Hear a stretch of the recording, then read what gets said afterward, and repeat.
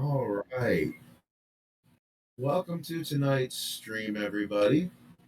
I will be running a different one shot tonight from a world that we have played on in the past. Jared unfortunately got called away by his lords and masters, and therefore we will entertain ourselves this evening and think fondly of him as he does his thing.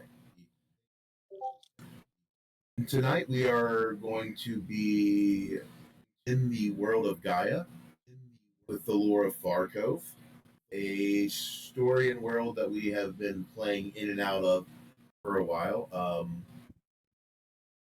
Well, did we stream that tactics?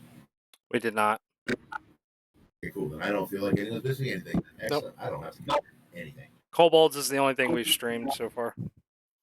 Cool.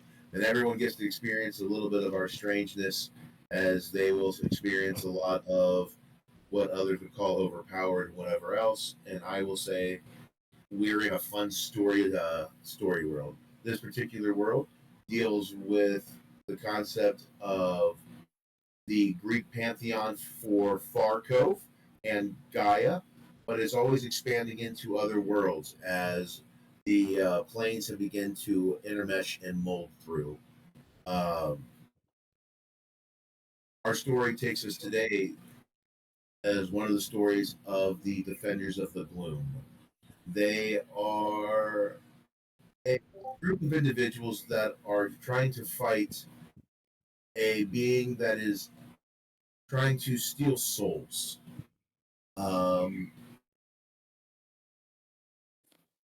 while they have been trying to better their position on the battle against evil and the corruption of Elroth, they have stumbled across a place known as the Temple of the Lost. Here, there were discoveries made that have to do with the concepts of the deities, the gods, and the primordials. And the thing that brings our crew together today is that Proteus, one of the leaders of the Defenders of the Gloom, had reached out to them as they had had a research team on at the Temple of the Lost that had suddenly gone missing. There's no contact when they went to find them. There was no information, but there was definitely hostility about. They're not exactly sure what's going on. So they had called on the brave Defenders of the Gloom that would be willing to take charge and teleport here to the temple. They were selected for their tenacity and skill sets, as the majority of our team today are deft explorers, dungeons, dungeon spelunkers, if that's a thing, and and overall go-getters, ready to try their luck at anything they may come across. They were informed by Proteus to seek out the Keeper of Husks, an entity that was discovered here in the entrance to the Temple of the Lost, that basically was the keeper of Humunculus and the studies that were being done by Dr. Dent.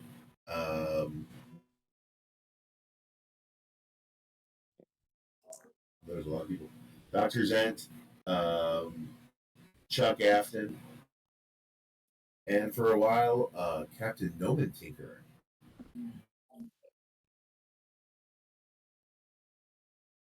The team finds themselves teleporting into a lovely grotto. There's cool water. The smell of crisp air runs about the room. There is foliage about.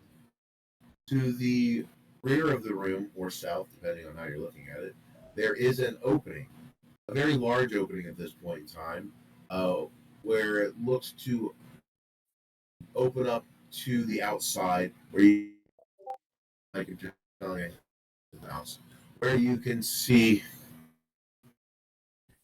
the water trickling from the grotto, and this little shimmers of sunlight shooting through the higher canopies. Every now and again, you will catch a warm breeze coming through that hole, and from the hole you will catch wafts of decay, rotting flesh. In front of you, towards the we'll call it the north of the grotto, there's an opening of stairways that seem to lead into a hallway. Those of you with dark vision can see that the hallway seems to extend down. There doesn't appear to be, in spite of what you may see on the map, any light sources in this hall. I can fix that pretty quickly.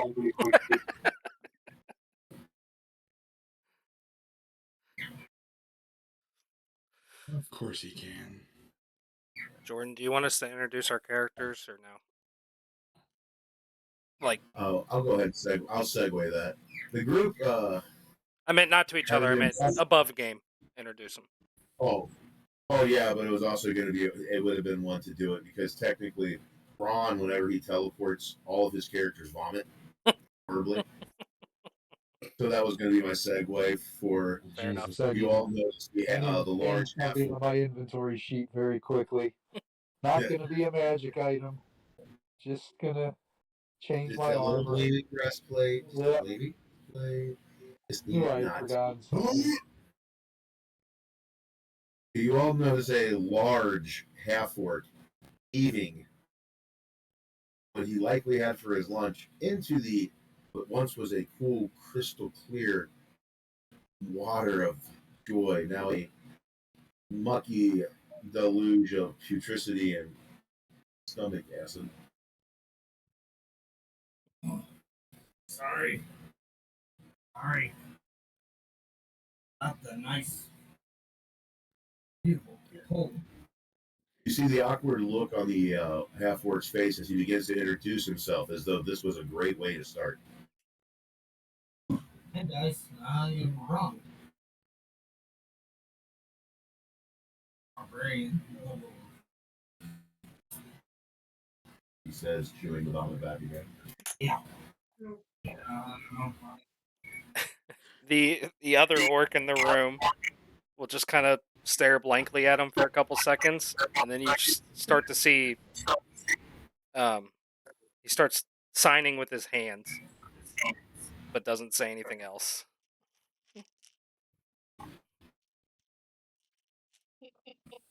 And then when he's done, he just kind of looks around at everybody else in turn.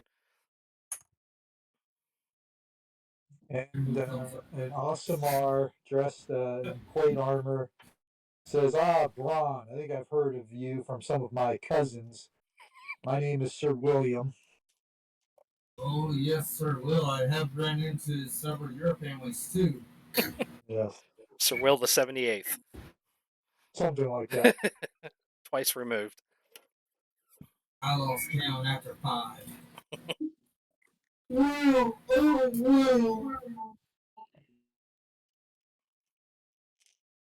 I think that was number 3 that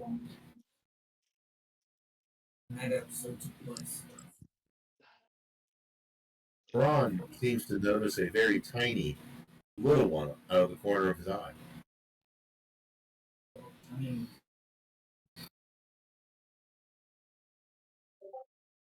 That you, Renee? Yeah, I'm thinking about what I want to be doing real quick. I'm not sure. You just take what I say. You don't have to know. You call it a little one. I didn't want you to know. You make it up as it goes. It's part of the fun. No, I have a plan for something, and I'm trying to decide how I'm going to use it real quick. You do, but he can't figure out how he's going to address you. I said a little something, hoping that the wolf. I'm trying to get him to understand how to create story and role play, and he keeps looking at his damn screen like an answer, a prompt is going to come up and tell him something.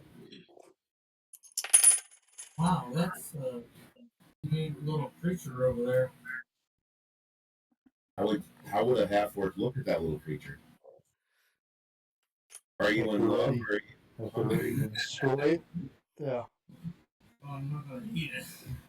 I don't know. It looks fun. That's what role playing is. What would your character do? Hey, think. Got this, brother.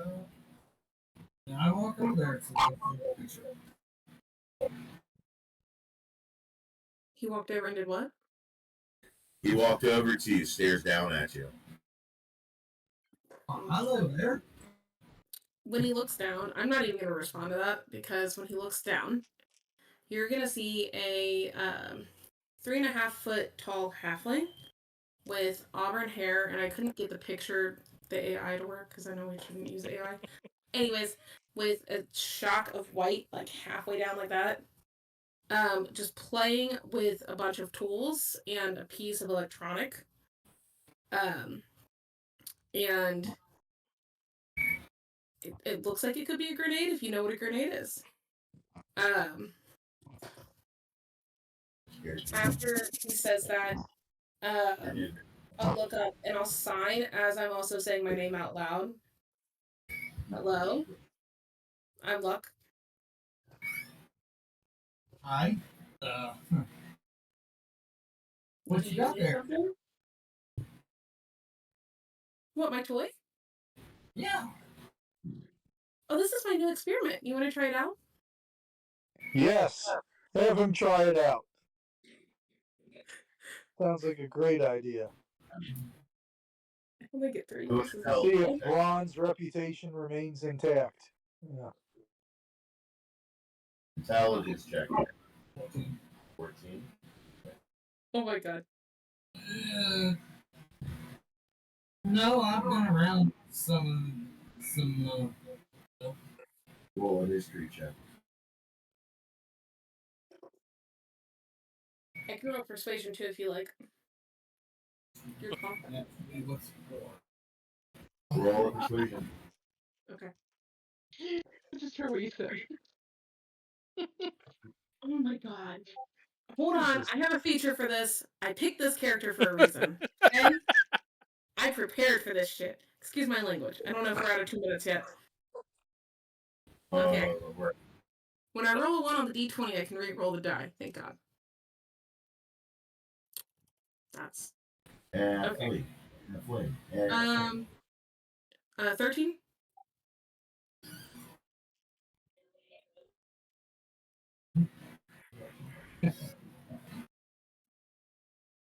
Ron recognizes your grenade and is able to remember from his family's history books of the war heroes of old.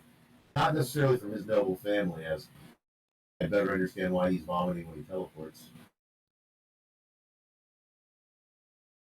He doesn't necessarily trust you.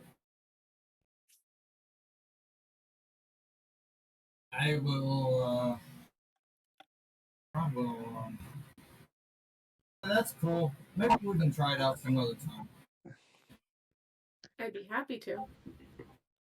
Mr. William is going to turn to Braun and say, "From what I have heard from my cousins, I am impressed that you did not try to experiment with her toy."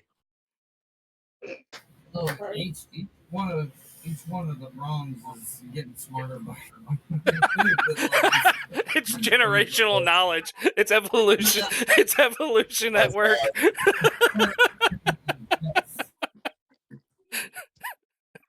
And that is how the final rod fell from the skies, killing Renegade. Eventually, Braun is just going to be the smartest out of all of us. The opposite of Ernest. Braun's gonna be a fucking wizard one day. You had me weird enough when I saw that Michael was playing a sorcerer. Damn. The smell of putricity has been increasing as the sun outside must have risen higher, and whatever is heating up outside definitely is dead and definitely is rotting. So you're telling us his vomit is permeating this area and making it stink worse? It's definitely not helping, but you are noticing the flies have found their way. Maybe we should move on. The orc in the room will kind of step forward so everybody can see him. Realizing that nobody understood what he did earlier, he's simply going to point to himself and then draw an X in front of him. And as he does that, you notice that he's got this huge greatsword kind of like strapped to his waist, but it's looks like it's been crudely fashioned, just a huge hunk of metal with a handle. And you also notice that on his back He has a portable ram kind of like tied across his chest, secured to his back. But yeah, he's gonna point to himself, draw an X, and then point to himself again.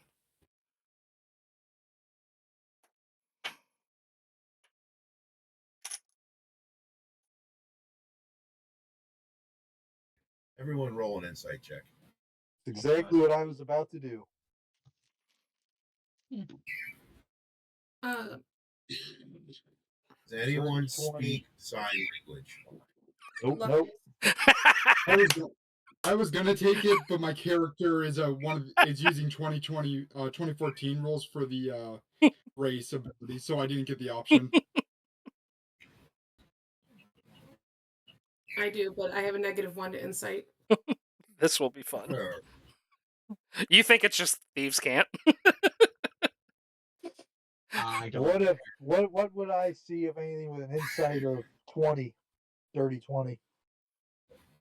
You're able to strangely understand the general premise of what he is sharing, which he will share with you now. He's introducing himself as X. If you were able to understand the sign language, you would know that his name is Zug, Z-U or X-U-G. Okay. So he was basically just trying to introduce himself, realized that nobody really understood, so that's why he kind of crudely pointed at himself and just drew an X in the air. Okay. Sir William will nod his head at him. Acknowledgement.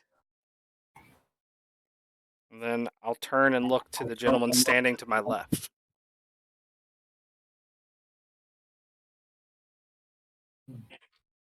As you look over at Slate, you kind of see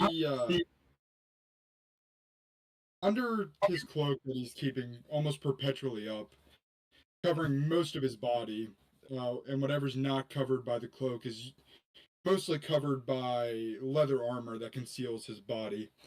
The only thing that's really exposed is more so the neck area, which you can see is a very palish white. Not elvish, a little bit more pale than that. But Albino?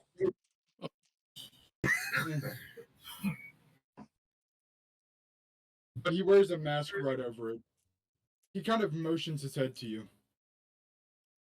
I suppose since we're all doing introductions, I shall introduce myself.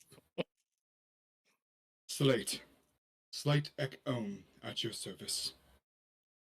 With that, he kind of does a formal nod, putting his dagger away from his hand.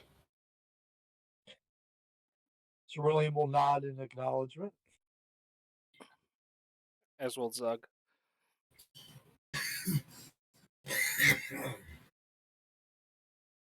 And seeing as how he saw everyone else give their introductions, he looks like the only person that hasn't spoken yet. Totally oblivious. Ripping through right now, pulls out a map case and starts going through what's inside it, looking. Totally oblivious to all of you. It's in here somewhere. It's in here somewhere. Oh, 19, Jordan. What kind of keys are you using? Cryptographer's case. It's kind of- Ah! Here we go. There's a door here. Wait a minute. There's no door on this map. Ooh. And I look over and I see that little device in her hand. I will step as far away from him as I can.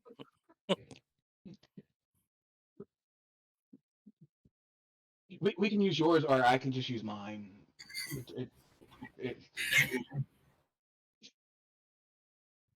You want to try your luck? Fuck yeah! You really think this character is batshit crazy? He's got bleach white hair.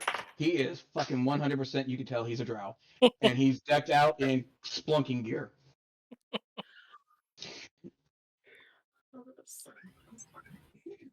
I'm glad to see that this one came prepared as I look back to the rest of the group. But yeah, we can use your grenade, or we can use mine. If I use mine, we might start melting though. You can bring a grenade launcher too.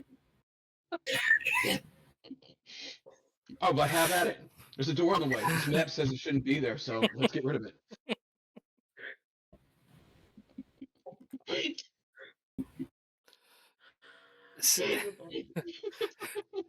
Seeing as everybody's done, Zug will start walking down the hallway.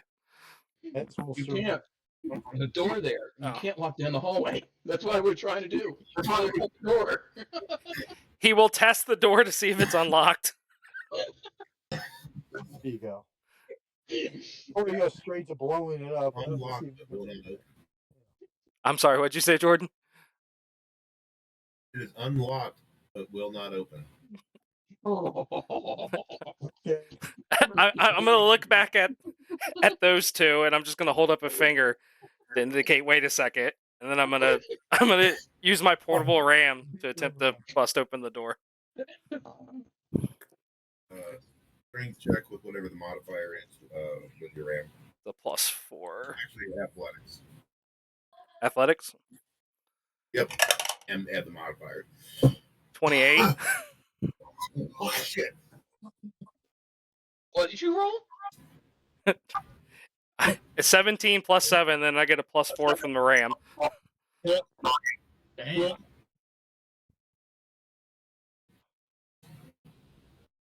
One half of the doorway blows apart under your sheer force. Half the door still remains. People with poor insight or an excitement for doing stupid shit, they think it's still blocked. Is the problem the door just swings out instead of in? Pretty much.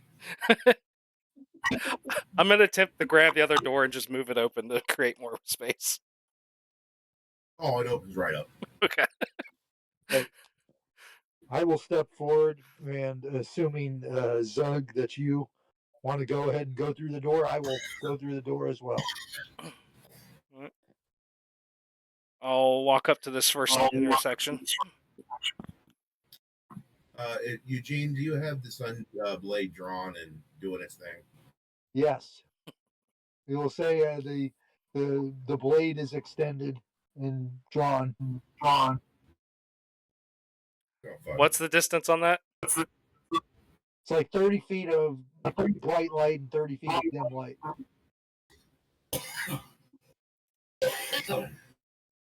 As Eugene walks forward next to... There he is. Yeah. There's the man. You hear screams. Followed by...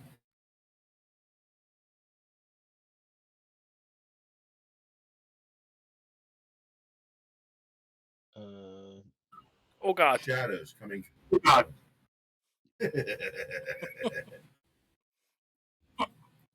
Roll for initiative.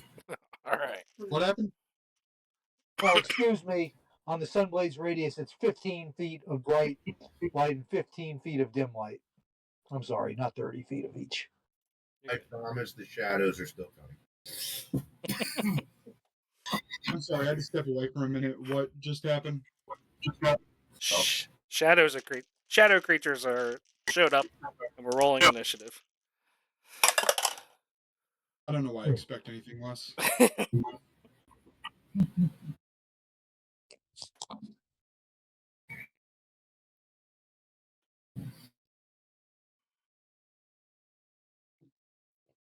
Jordan, I rolled a 26.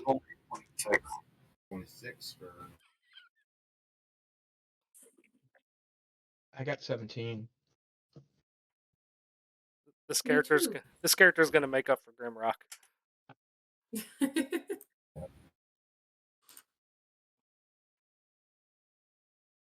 Sir Will, what did you get?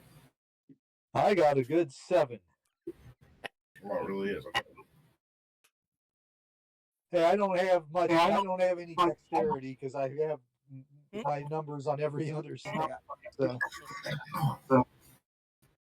Fair enough. Uh, All right, that means that Zug starts us. I'm gonna unsheath my greatsword and attempt to attack yellow here.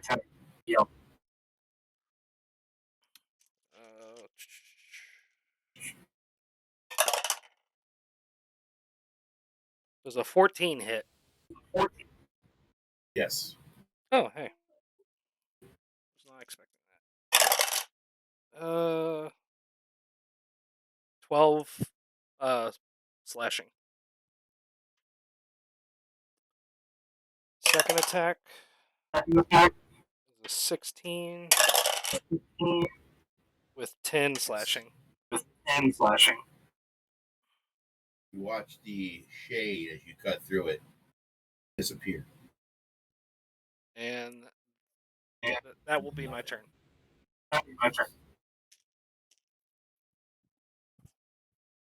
Ron, you're up. What's that thing going into a rage?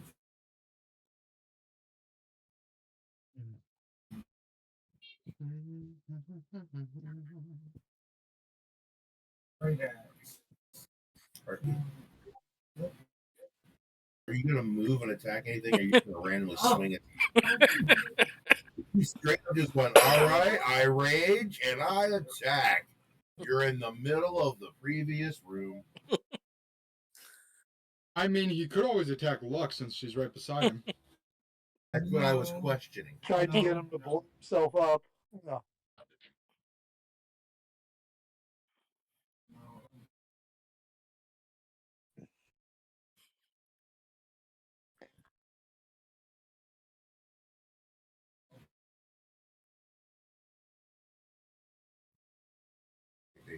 At 40, right? Yeah, plus I get another 10 Why? because of my. Because I don't have enough heavy.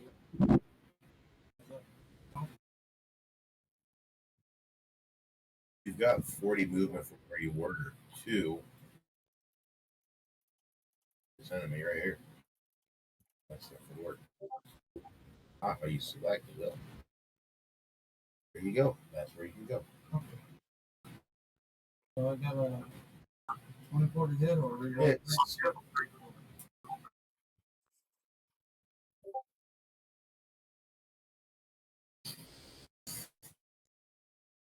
That is.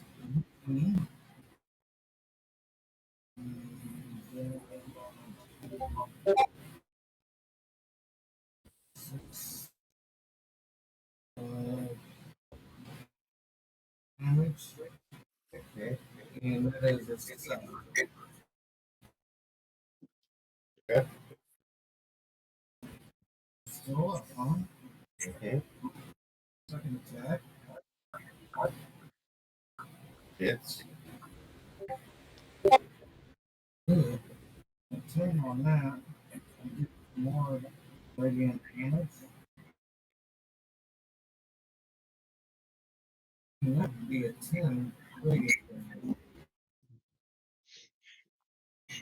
As the light pierces the shade, you watch it burst into nothingness.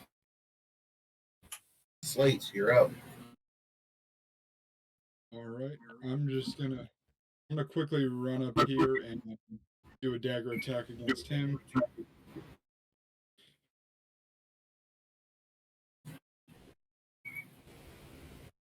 That's a 24 to hit.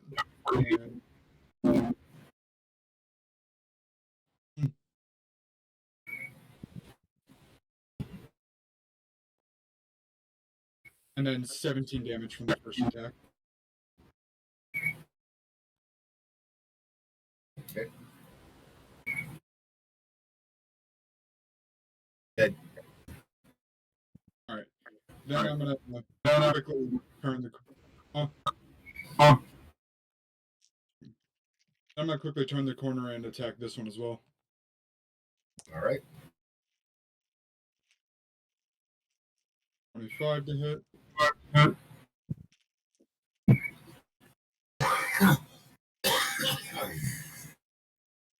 And 14 damage. All right. Then I'm gonna use the nick property of my dagger. So I believe that allows me to make an extra attack. Dagger. Yep. 14 hit, Hits. and then 16 damage from that one.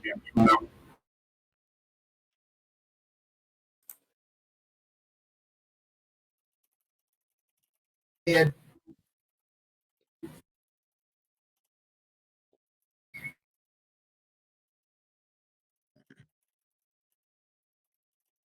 it's like these are. Then that's my turn. Luck, it's your turn. Okay. Sorry, I was messing with my feet, so I was changing something. Alright.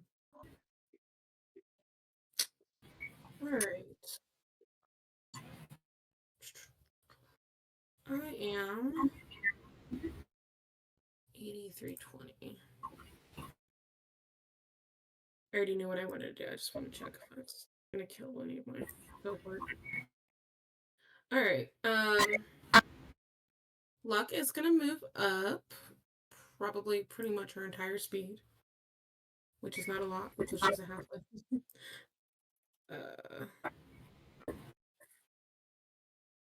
Okay. I just had to check how far that was.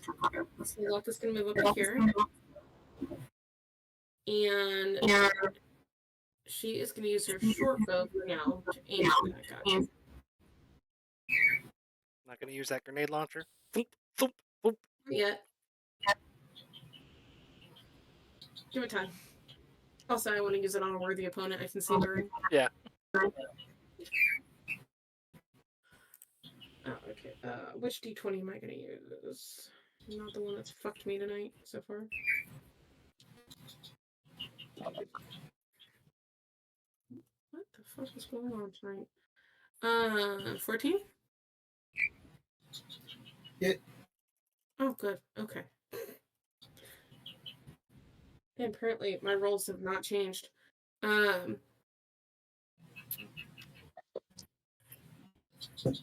that is 7 damage. And as a bonus action, I'd like to take one of my next arrows out from my short bow and put some paint on it.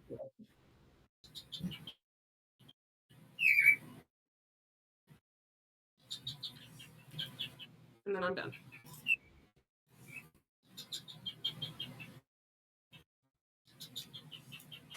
Bonker.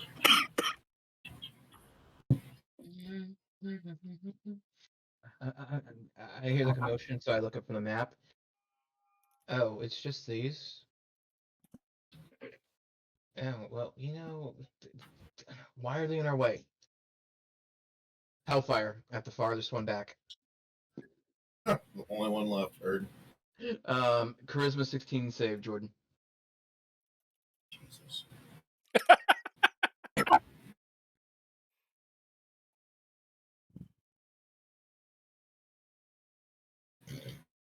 Okay, we'll see. Never know. So if you roll with you, the dirty one.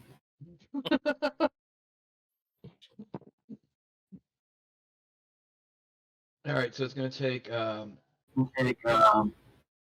so eruption of smoldering hellfire around the creature comes into view. He takes 4 points of fire and 3 points of necrotic. Yay. Oh, I'm sorry. Oops. That should be 2d4. So one more of each. Okay. That's my turn.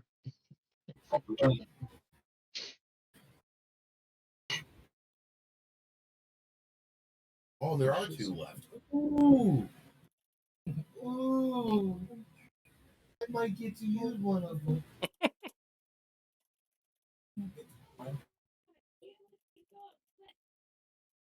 I was actually This is the expecting to see equivalent like of running. triple.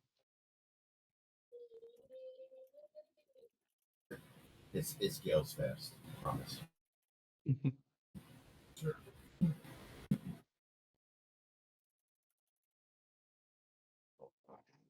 You know, I've got to have enough undead in here to make sure Will happy. Even though he rolls an initiative of 7, so everything's dead before he gets a chance. Whose turn is it now? Blunker, are you finished? Yeah, I was done. Sorry. Oh, good deal. Surprising me, I don't know what this. All right. You watch.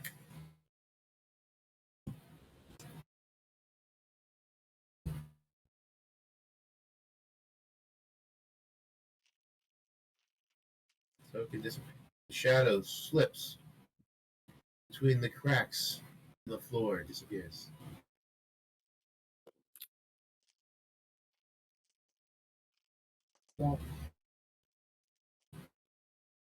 Sir William, it's your Wait, I'm gonna move up and attack the one that I think this one that Renee attacked. Still alive. okay. Or I mean still not gone. So I'm gonna roll an attack or two at that. What is your bonus damage, your plus damage 5. on the Sunblade? So if you hit it all, your bonus damage, because it's vulnerable, will kill it.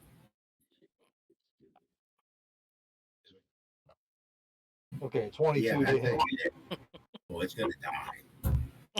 Like So that. that's Yeah. 9 radiant. So that's 18. Damn. Okay, that's my turn. You watch the shadow before you to disperse. You all feel relatively confident that the other shadow will not return. The combat ended.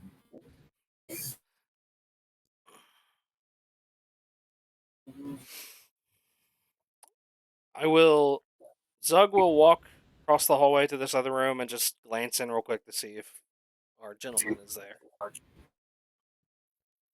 As you look in, you don't see the Keeper of Husks.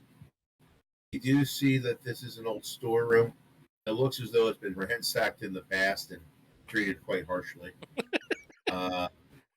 Everything's on fire.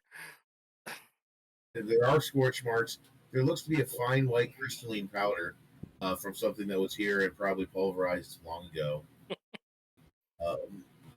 In the main hallway where the shadows were left, you do see that this area, on the other hand, was disturbed relatively recently by a large number of what you can tell to be. Hold on, I lied. I don't know what you.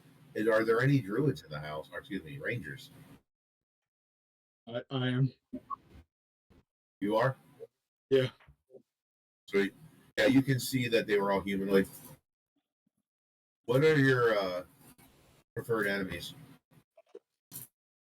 I'm using the 2024 Ranger. They don't get the favorite enemy. Say What's my what? favorite thing? I can smell. If I was using the 2024, 2014, I would have chosen humanoid because he's a street assassin. Stupid. Thank God, because I was counting on you making this stupid broke. Because I was like, oh man, I just counted on them just running into shit, not actually having to find shit. You can see very clearly that a group of humanoids, and you can tell that by their footsteps that they are clearly not wearing heavy armor. They definitely seem likely caster and or less than heavy armor or even medium from the footsteps that are there.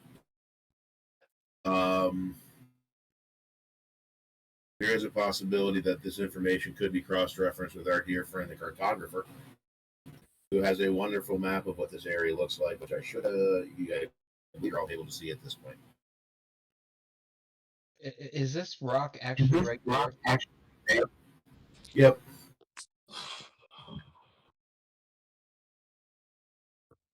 Can I see stairs over on the far side of that? I mean, the map shows it, so it should be there, right? That's a big boulder, and you can't actually see the stairs on the other side. It's a large obstruction. But you could diggy. Sorry, Uh, wait, For user. I moved back quite a bit, and when he moved up there, I'd back off because I'm gonna melt the rock. You might want to move. Ignoring the fact that there are stairways up in the upper. I'm very impatient.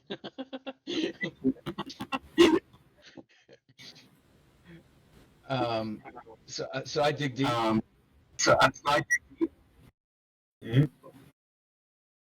Vitriolic sphere.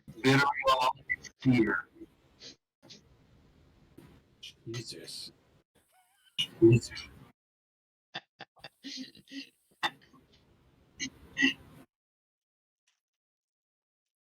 All right, Mr. Impatient, do your thing. I don't have my pants to begin to hear. Technically, the rock doesn't have a dex, does it? Auto fail. AC, with but a if it lot has of people, to gotta be.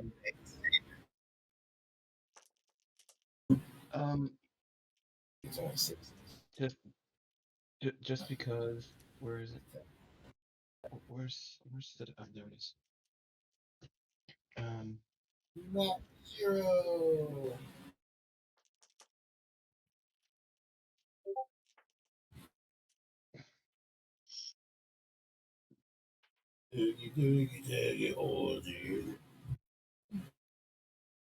Are you blowing up that poor rock?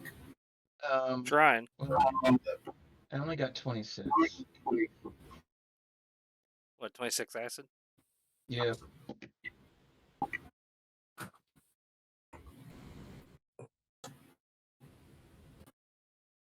But it's in a 20-foot sphere. God. And then at the end of next turn, I roll an initial fight.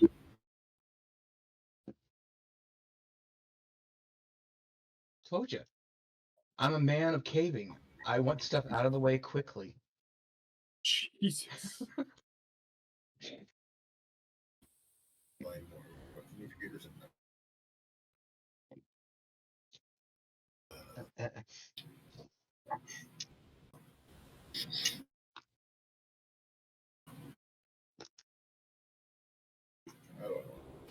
12, 16. I have got 3 different of rock that this could be made out of.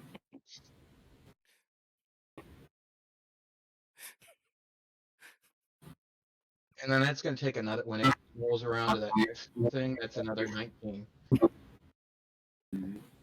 That's a 1, 2, 3. Which one do you think it'll be? Pick a number 1, 2, or 3. 1. As the heat increases, you notice that this beautiful sedimentary rock begins to become crystalline and fragile. The heat making it glass-like.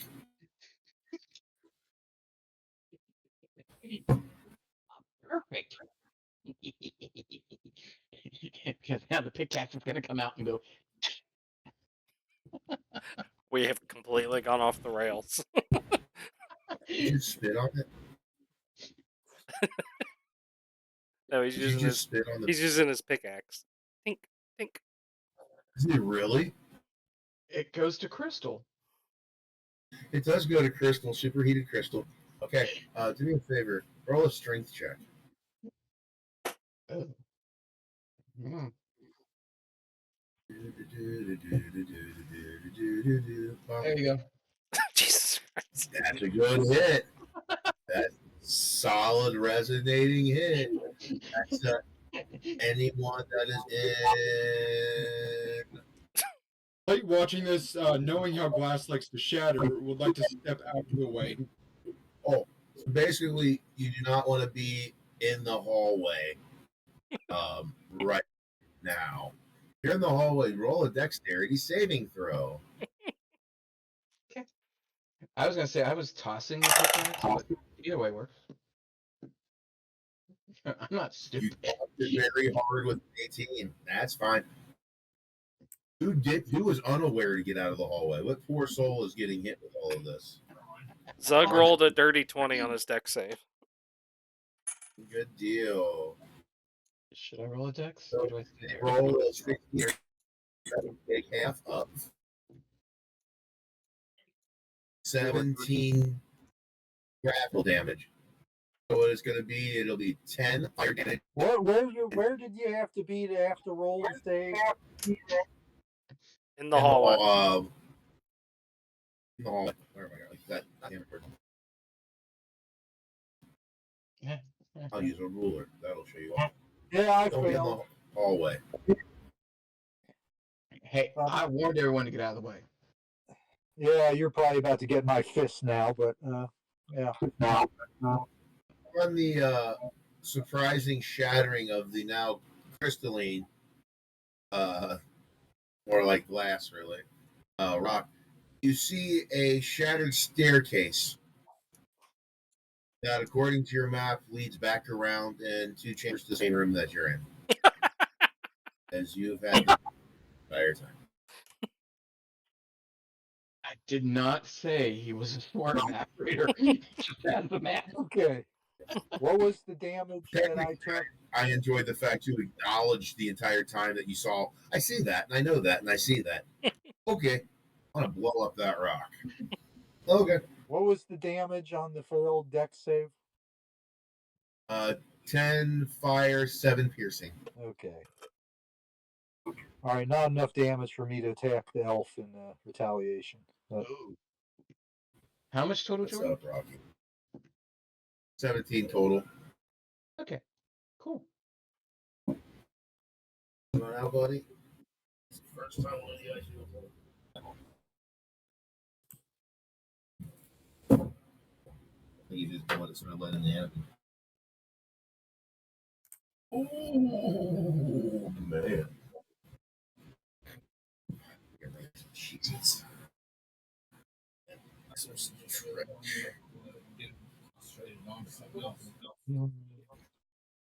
I start collecting said crystallines and start putting it in the bag. We'll look at this later. Yep. After Zug brushes himself off, he's going to start walking. Seeing the destroyed stairs, he's going to start walking north into the next room.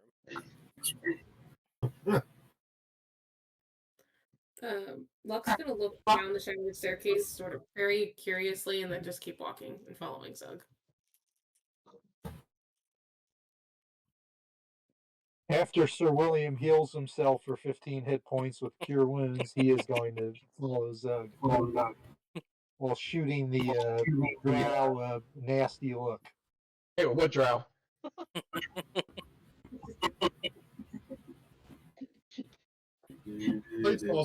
Slate's also gonna go down the staircase. On the staircase. All right. As you walk through the staircase, you see images of various Greek deities, images of Gaia, the mother of monsters, images of the Cyclops, the Heka word that I slaughter on a regular basis. The 100-handed ones? Yes. The fun ones that divinely destroy things or make very tall, divine, blood-eating treants small again.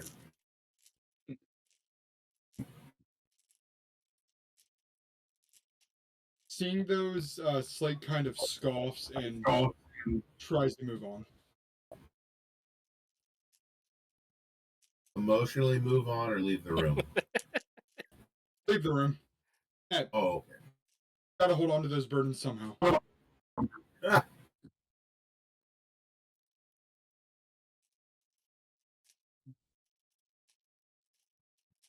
Who is by that top stairwell? That is Slate. Oh, God. Hey, Slate, do me a favor. Roll me Probably a gonna name. nature check. Oh, oh yeah, you're a ranger. I was thinking nature check would be sure because I just realized something on this map that I forgot about. That you actually are one of the few people that might make this work. Hey, 21. Which kind of 21. Yep. Please don't let it be what I think it is. You can tell that this particular stairwell is magical in nature and leads to some place with ominous dealings going on. And you can tell, thanks to your ranger abilities, that this is indeed the people that you are dealing with and that you've come possibly to look for.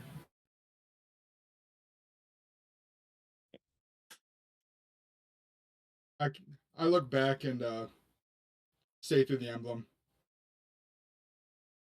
we're probably getting close, if they're not dead yet. So you would be the only one that would have any reason to go down the staircase, the magical staircase. Everyone else would be looking to follow the tracks that I shoehorned in with a beautiful line that shows you the tracks.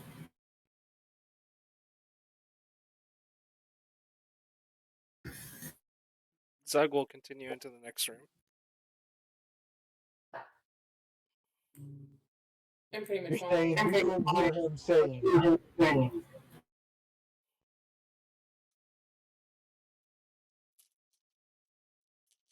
Okay.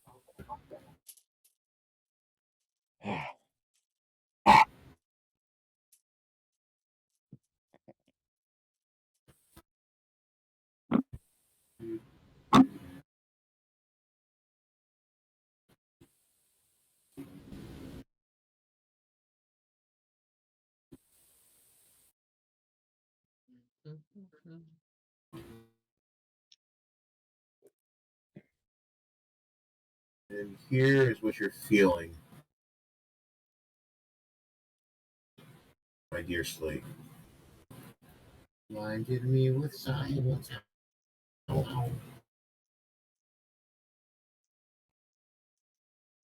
okay. Oh, okay. Ooh, private message.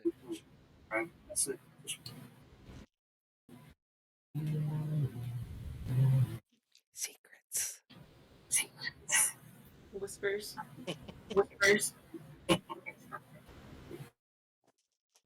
I'll continue on Basically, then. big deal. Are you following up around to meet up with the rest of your team again, or are you going to backtrack? Meet up with them. No path left unexplored, so I'll go up and find out that it leads back to them and say, that works. Awesome. Seeing the overexcited Zug, I slowly raise my hand and politely wave. Is Ron Bunker following Zug? I guess. Ron guesses, huh? Ron, odds are open. So if you're just going to guess, you got it, buddy. We'll be doing odds and evens. See if you get through this thing. Yeah. See if he gets to the straight one exit room. Yeah. It is Ron after all. Oh, Ron has decided he follows. Excellent. Does Spelunker follow, or is he staying back? He's gonna roll perception.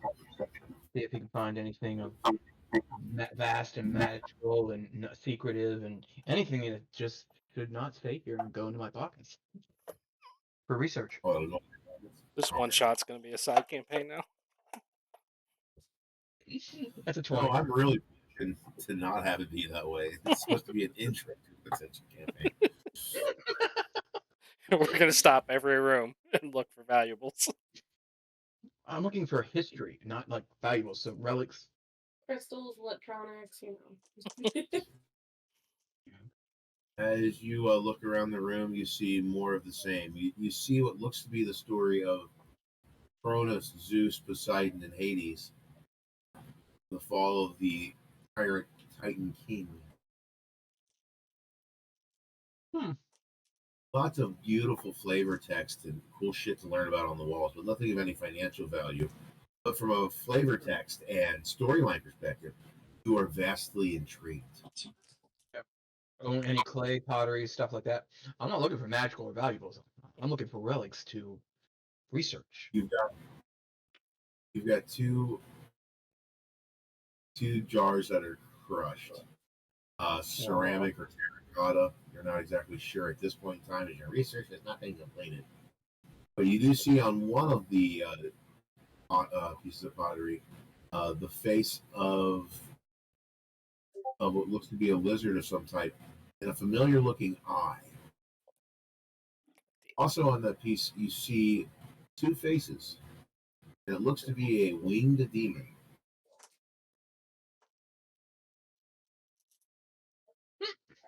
And a giant pangolin.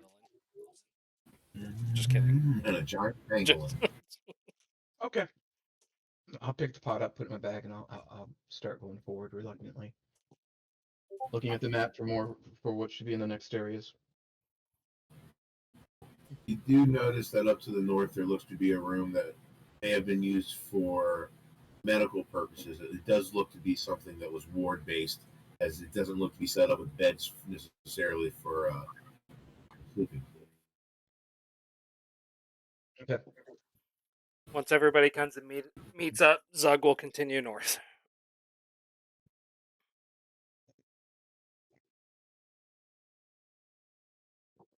As everyone approaches the room of beds, you feel fear, even the most sturdy and brave among you. Have a trembling, just just the hair on the back of your neck, something unnerving, uneasy. The images of a warrior penguin flash into your mind as the fear grows. You're experiencing a memory.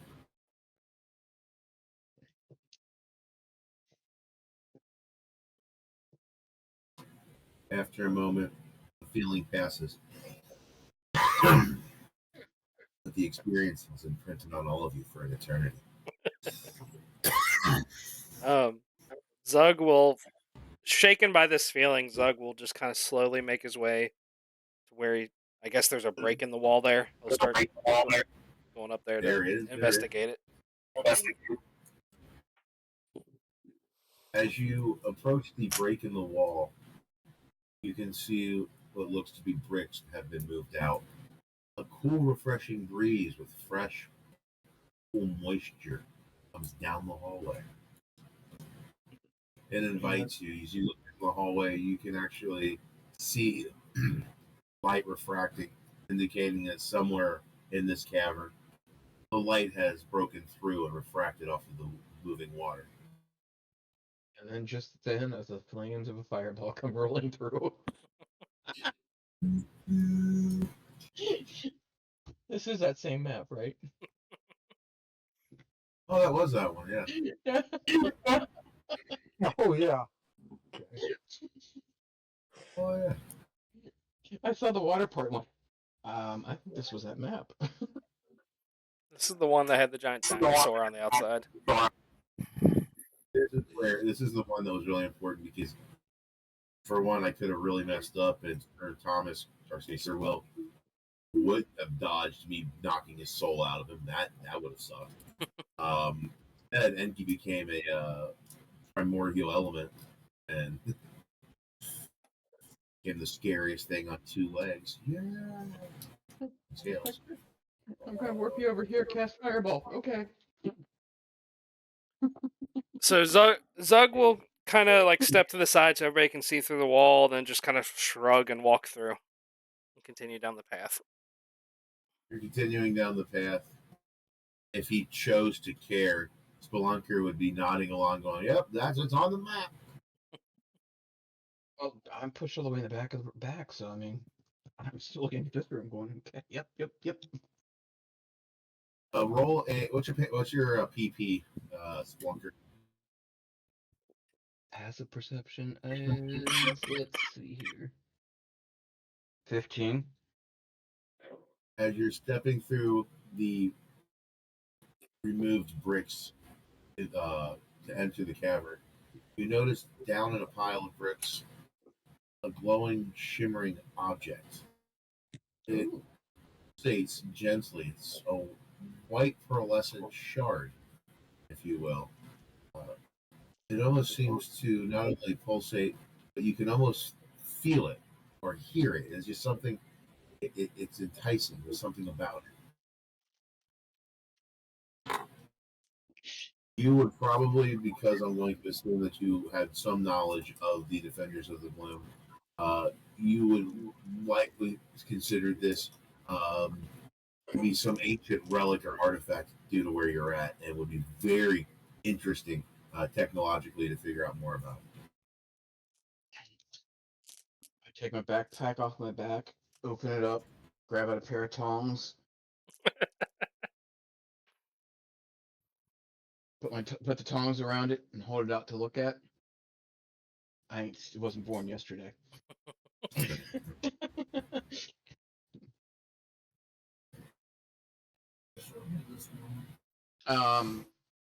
Detect magic. When you cast Detect Magic on it, you learn that it is, for the sake of this world, God magic, but it seems to be necrotic in nature, necromancy in nature. Shit. How big around is this thing? About a 1-inch sphere.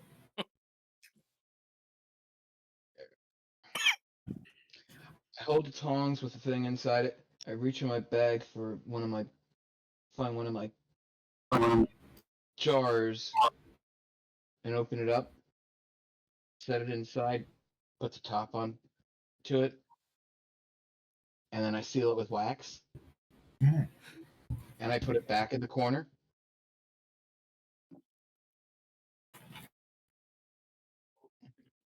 And the jar has the poison insignia on top of it, but I'm leaving it right where it was at. I'll pick it up on the way out. Oh, you're okay. You're either really good at role playing or you've been at my tables a long time. You had me, I almost did, and you went, it's necromancy. Even I'm not stupid enough to sit there and just pick that fucker up. But is Braun? But I do know a bunch of other crazier motherfuckers back at the Gloom that might be. Ron walks by, the shard begins to speak to him. Hey, brother. Just kidding. It wouldn't surprise me. How do you pigeonhole everything? I use brawn, and then it's like, oh, it goes there. Can Luck look through each of the beds as we walk through? Absolutely. Nothing of any immediate importance is here. You can see that there are stains from obviously blood and a variety of other bodily fluids. You can see what looks to be scratch marks from creatures or humanoids writhing in pain and digging into the stone. If this was a place of medicine, it was not of the healing kind. Gonna rip your soul out, buddy. This looks like it was fun. Moves on with everybody else. It's so dusty. I'm like, what? Yeah, it was a soldier. My favorite is this version of Braun is the first time he's ever been a noble. Mm. What? Mm-hmm. Generationally, they're getting better. That's right. Yeah. That's why he's a noble. That's called stolen blood.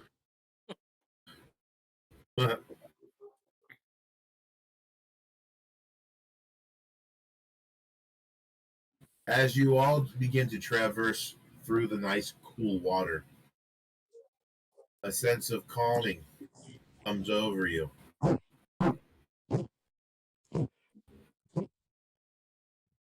Some of you may have had feelings of fear from the previous room still about you, but those of you with firm sense and a devout sense of faith know that the rest of the path is safe and clear all the way to your target.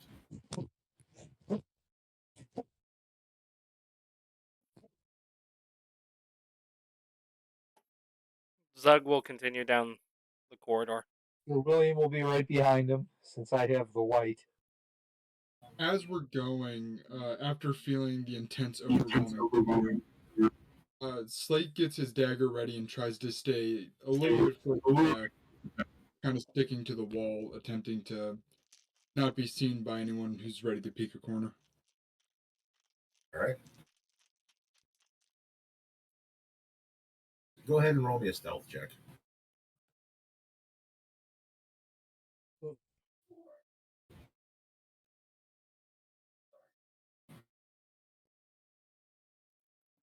"21.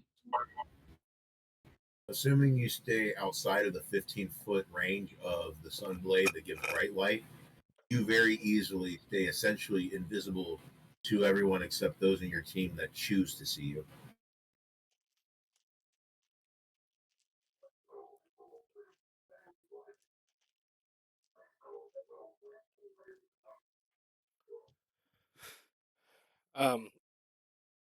Zug will continue just down the path until he gets to the dead end.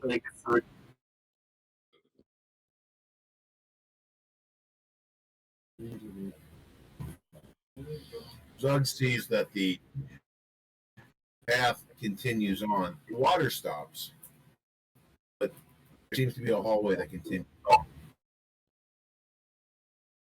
He's just gonna. Sorry, go ahead. No, go ahead. You're fine. I was gonna say he's just gonna look back at everybody and then point down the hallway and continue.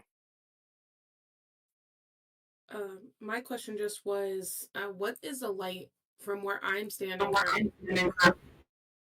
What is the light over there? Like, is it like dim? Everything here is you'll require it's going to be grayscale. It's dark. There are no lights. There are no light sources, minus what is in Sir William's hand, with 15 bright and then 15 dim beyond that. Dark vision works. Dark vision works. Okay. You do have in the water. It is dim light, but only because it's refracting, so it's still kind of confusing because the light is not immediate. It is refracted and ambient. William will move forward. And I also have 10 feet of blind sight and dark vision and the sun blade. So. In other words, you see everything except things in the astral. As he approaches, Slate kind of looks back at him with a slight scowl and moves forward just enough to stay in the sunlight. I'll move right now. I'm joking. So, are you leading the way now? Then, Jake. Yeah, he's kind of just basically scouting up ahead, scouting what's in there.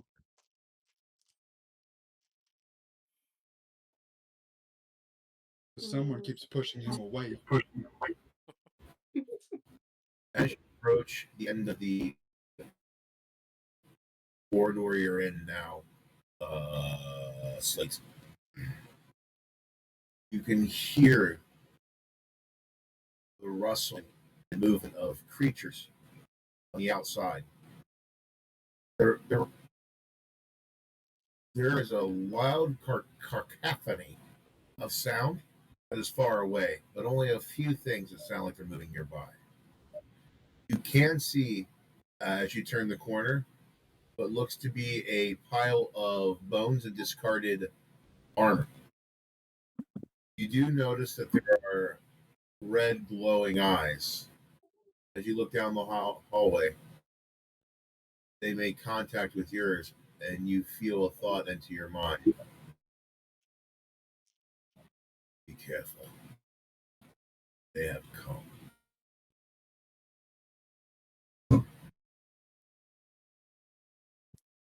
Is it possible to respond back to him with the connection that he formed, or is that not something? Is that anything I know? Absolutely. It's like message. I'll give a quiet response back. Always come.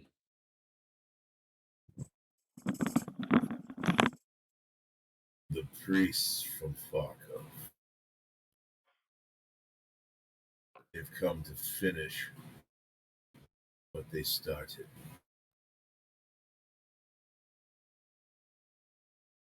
The defenders of the blue. Would Slate know who that is? Technically, everyone here should have all of the lore known because theoretically, unless your character is oblivious, so like Braun, who has been throughout every timeline, would remember nothing, just part of his character. All of you have the opportunity to have known everything that we would have known about our past experiences. It would have all been cataloged, with theoretical exception for stuff that happens 1,000, 2,000 years in the future, which still could technically be referenced because we do have people and NPCs and PCs that are currently in this time that are from the future and the past. Because I like to make shit complicated.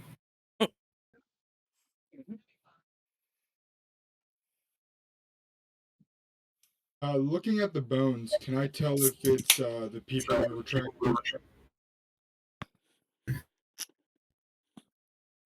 No, if you as you look ahead, you can see. Roll a history check. Okay. Where's this one?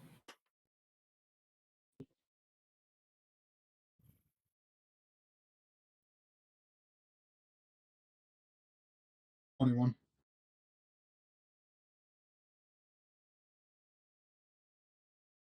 It looks very familiar. The as you start to piece together the pieces that are in front of you, an image comes to your mind. Hello, Jester.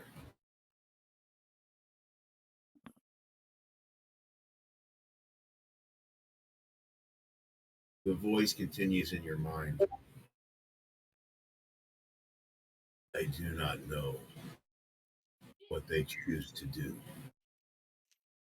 but they have harvested many of the divine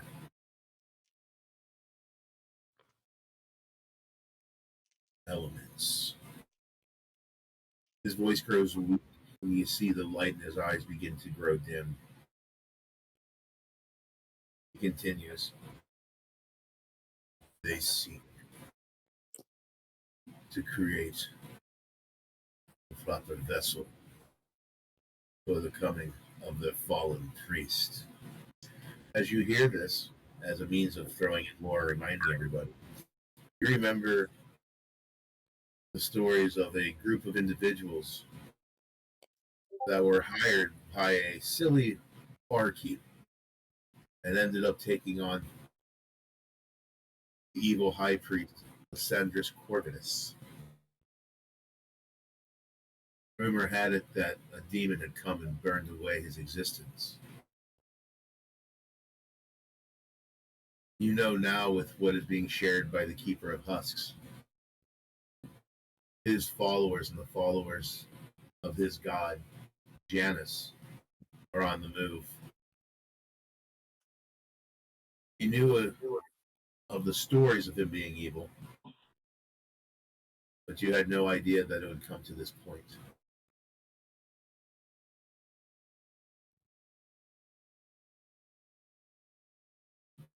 You must hurry. They seek to resurrect him shortly. As he says this, the world begins to shake, and all the fun things that happen in the video game happen now because that's how timing works.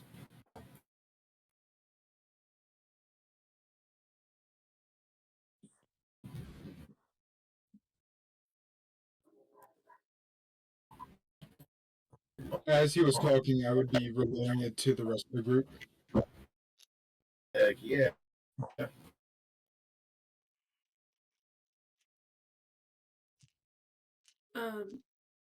DM, I have a question. Yes. With the message I sent you, would that put me up near the rock? And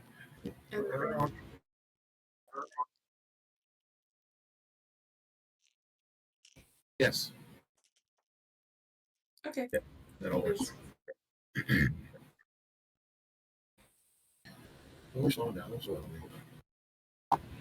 down. As the light fades from the Keeper of Husk's eye,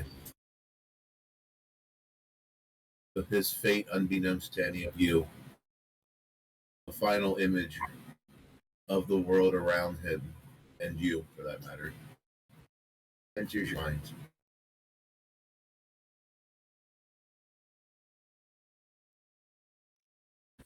You see this down here, and a huge feeling of, oh no. There we go. This one. Oh, This wow. right. Big. I don't think we made it this far in the last one. Mm-mm. This is playing on the storyline about the different primordial technologies and so forth, and bringing back everyone's favorite high priest, Sanders.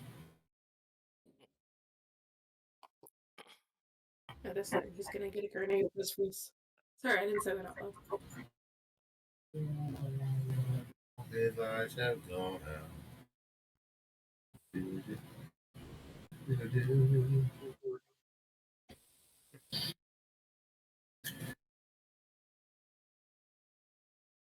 After a moment of taking in what you have just learned and seeing in your own mind's eye what was projected, you can hear more vividly the sounds that you now know to be zombies. And off distantly on the wind, you hear chants. Likely spellcasts or sutras, depending on how you want it skinned.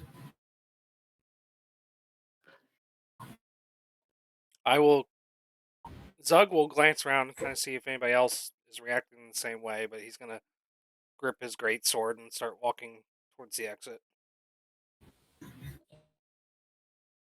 Slight's gonna quickly follow, staying already in the wind against the.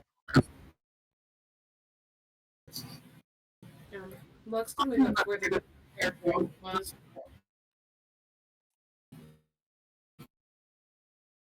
This next couple of sections we roll through is going to be fun to see how this goes.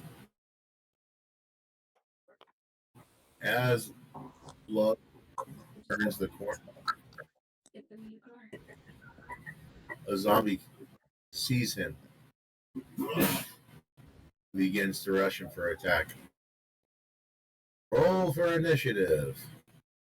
And we will keep this order because I have a feeling that this is just going to be wave after wave.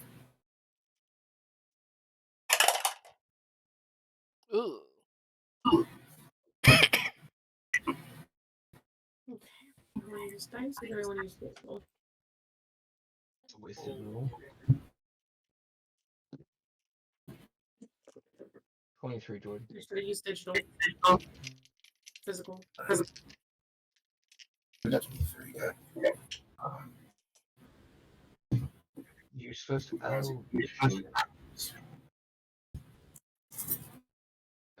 kind of want to do that.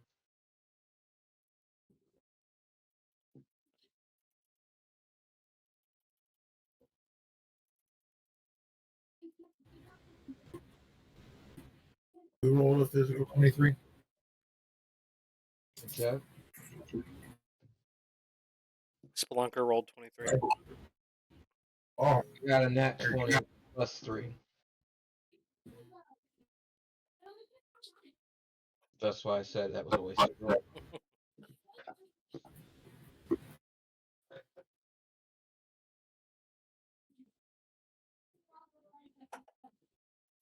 Zug got a 12.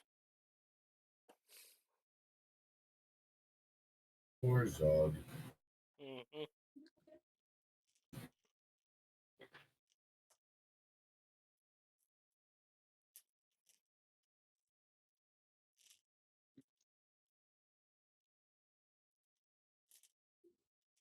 Zug, if you would like, I'm willing to switch initiative with you. I have initiative swap. What'd you get? I got a 14. I mean, I'm cool with it if you are, but you don't have to. Well, no, I don't mind. Also, it'll probably take me longer to get my movement and stuff together, anyways. So, let me look up where it's at. I know it's somewhere on this friggin' screen. Okay. I was gonna say we're not incapacitated, so. DM, I'd like to switch initiatives with Zug with my alert feat, please. Absolutely. Besides, I'll need distance anyways, not to hit people, so. All right, if everybody's ready, that starts out with our friend Slate.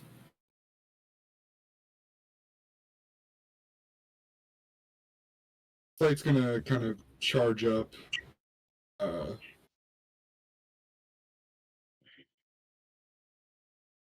Getting right beside the zombie. And gonna make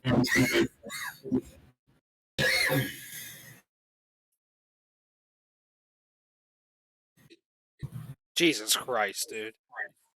Good lord.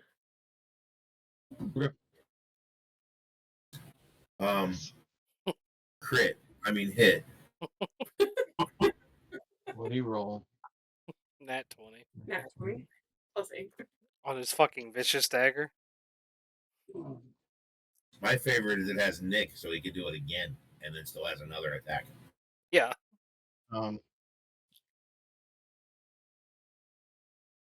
That's gonna be 37 damage. I need you rolling those nat 20s for me after I cast spells. You watch as the zombie crumbles to the ground and pulls himself back up, seemingly on the verge of not Almost being like able. maybe they need a tap from me. Not if he does that again. Yeah, true enough. And He I'm does like, come up, they don't So- pop back up. Seeing that happen again as it's rising up, I'm gonna stab my dagger back into it. Jesus Christ!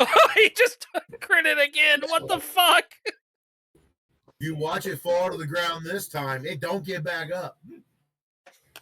It just vaporizes into dust. Rolling. You know how you make sure a zombie doesn't stand back up? You turn it to dust. Jesus Christ, dude.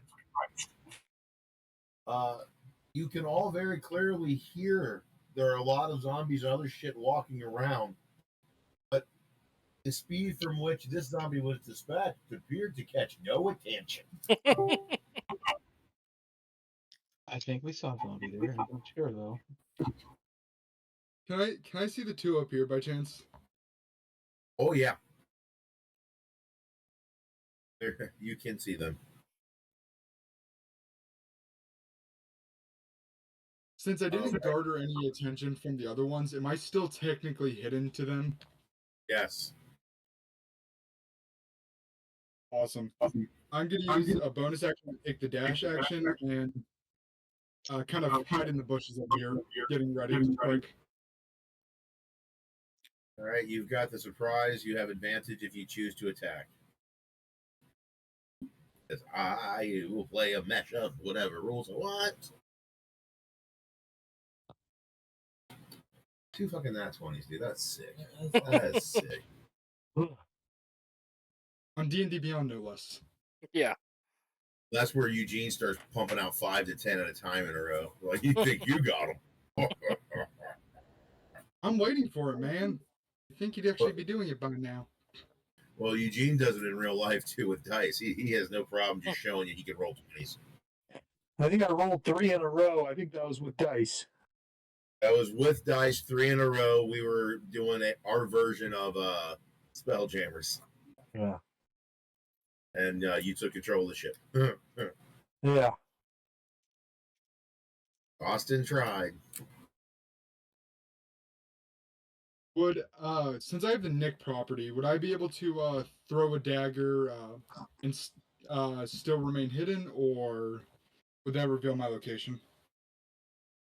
Do you have sharpshooter? No. You have Skulker? Old school one, a stalker. Yeah, I get those.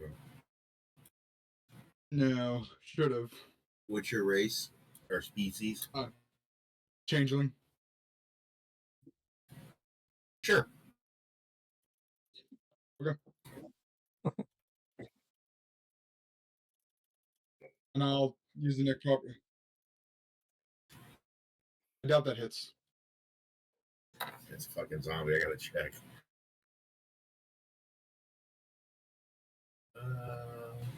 Hits. Okay. Damn. All right. So it's gonna be 10 damage, and I'm gonna use Dread Ambusher for 2 extra D8 seconds. Or 11 more.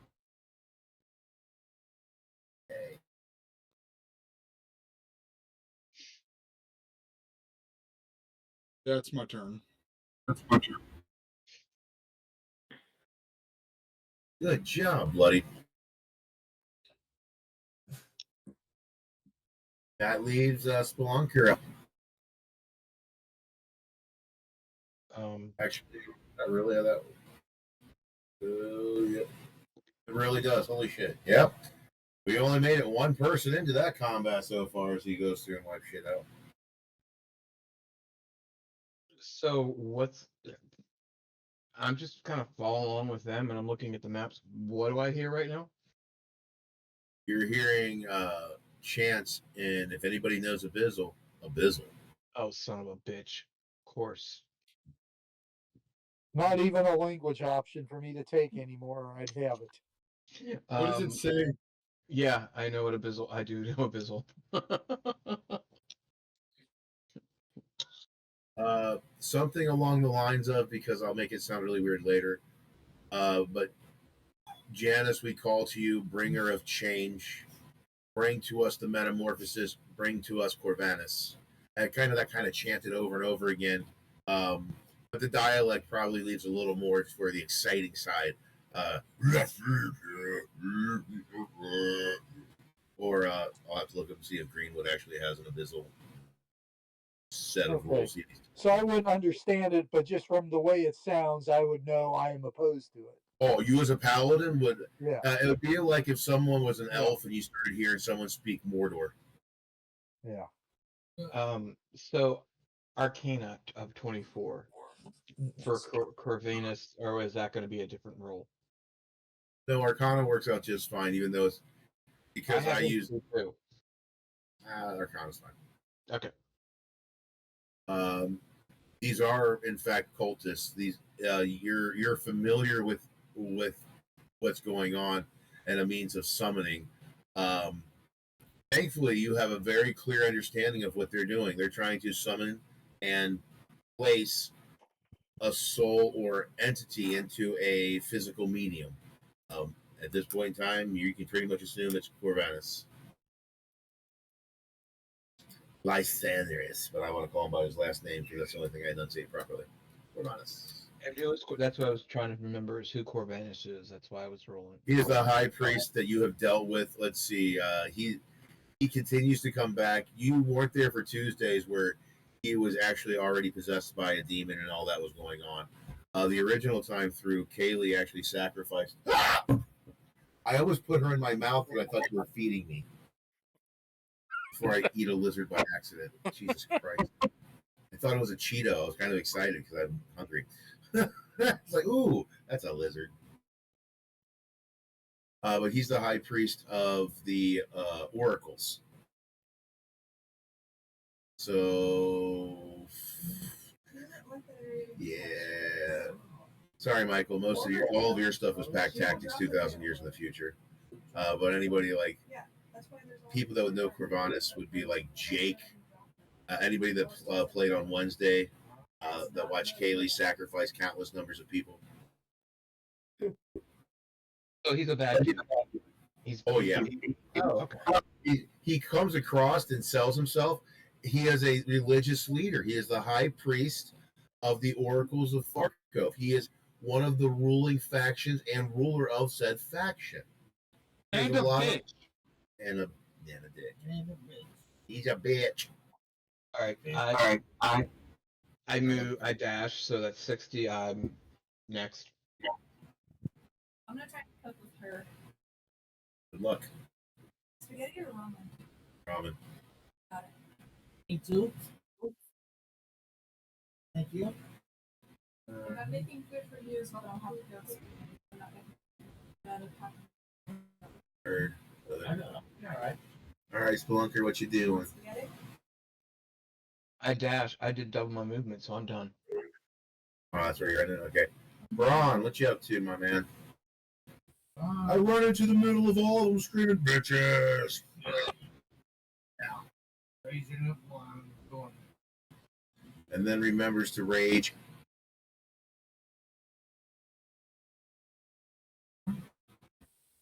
Hold me now. Oh. Trying so hard to make this only shot.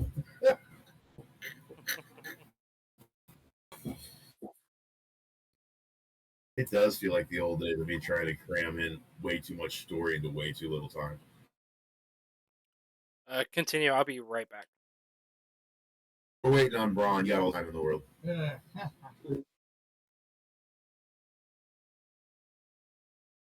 Oh.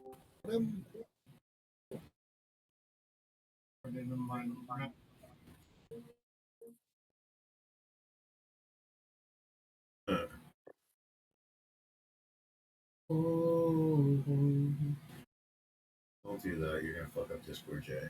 Damn it. I wish my Discord could work. I want to be cool and show my face too.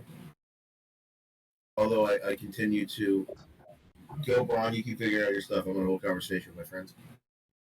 I hate looking at the top of my head from security cameras because all I do all the time is go, God, Eugene, we're brothers. And we're at the point that the security camera doesn't even pick up on any of my hair, not even my cool swoop over that I can fake and looks crazy and wild because the camera qualities are so shitty. You could put pictures of Eugene and I next to each other, and we are twins.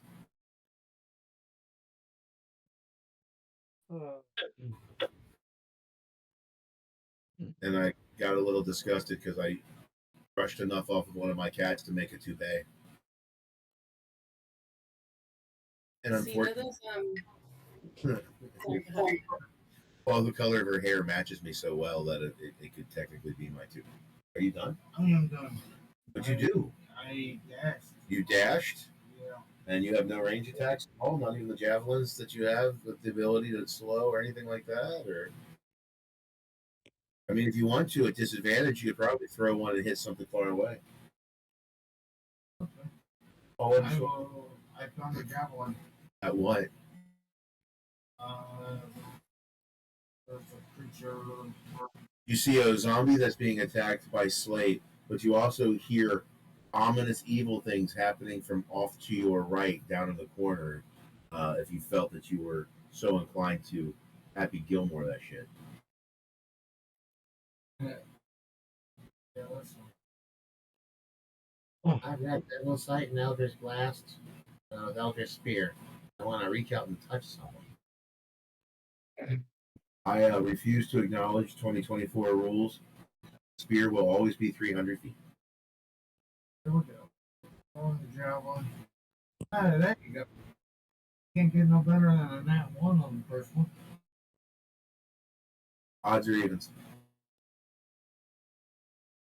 Odds or evens, bro.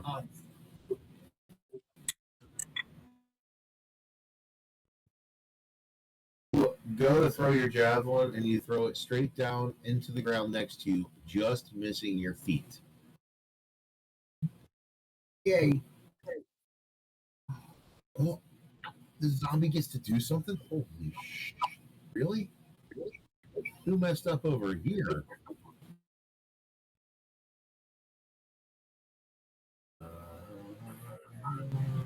Oh, fortunately for Braun, last zombie did not notice Slate. So, yes, but Braun is getting attacked by a very weak zombie. I fear he may die. Hey. Zombies can hurry up.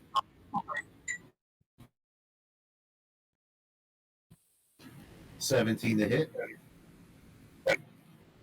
Yep. That hits. Ooh, buddy. And that means that 20, dirty 20 hit. I get both of those. Even small boy. Would it be possible for me to pull him? All right, now. And slashing damage. Rage. Yeah. Good deal. And slashing. And then Zug is up. Sorry, I was messing with OBS because it lost our camera feed. I will 5, 10, 15, 20, 25, 30, 35, 40, 50, 60. I will go to here. And end my turn. All right. Luck.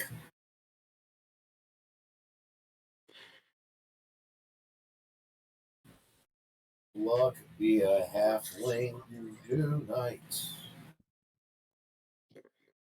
Luck be a halfling tonight.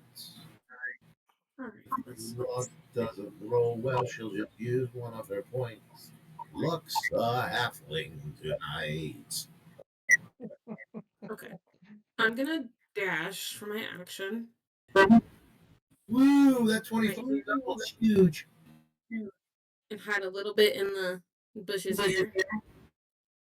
If you give me 2 seconds, I don't think I have any bonus actions in it for something like that. Luck's sitting there in the bush. You're a rogue, right? See? You Ace could have for used dad. your bonus action to dash. She could have, but that would have silly. If cunning act.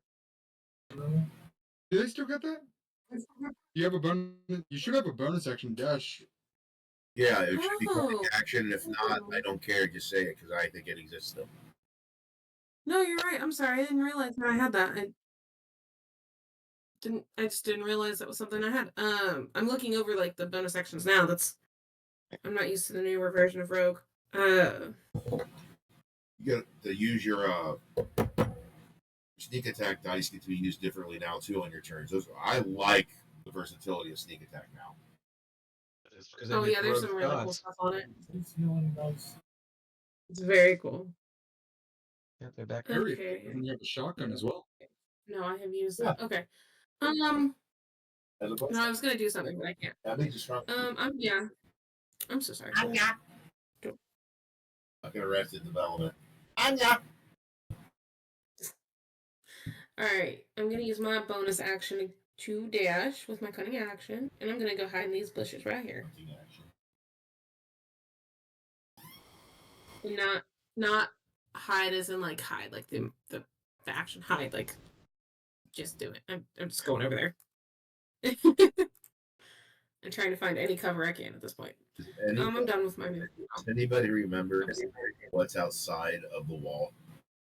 This is a friendly reminder trying to make this harder than it needs to be.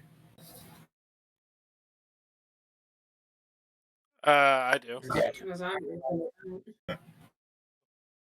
Rumor has it there's a zombie T-Rex.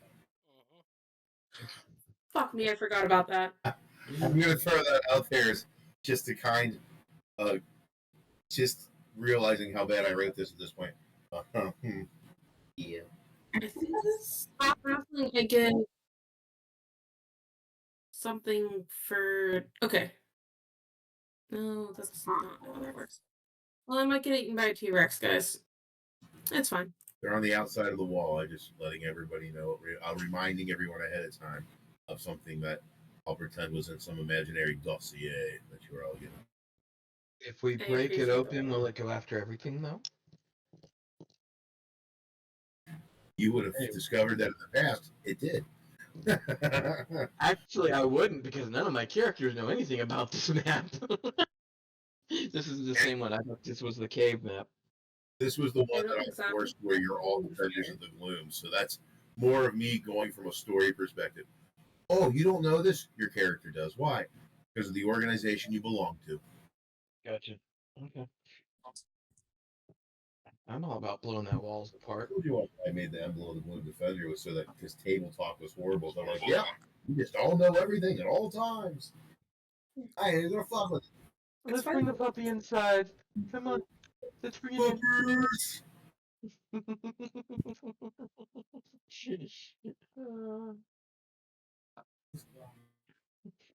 I'm done.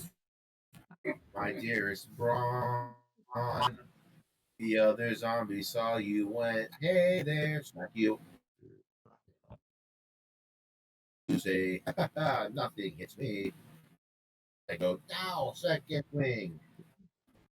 Nothing hits Braun, because that's a crappy zombie. Will come cleanse the world with your greatness. All right, I'm gonna dash and move my 60 feet.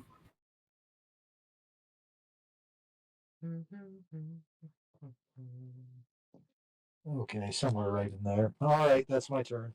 Come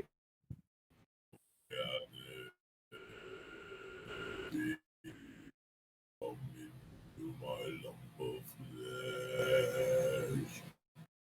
Correction now.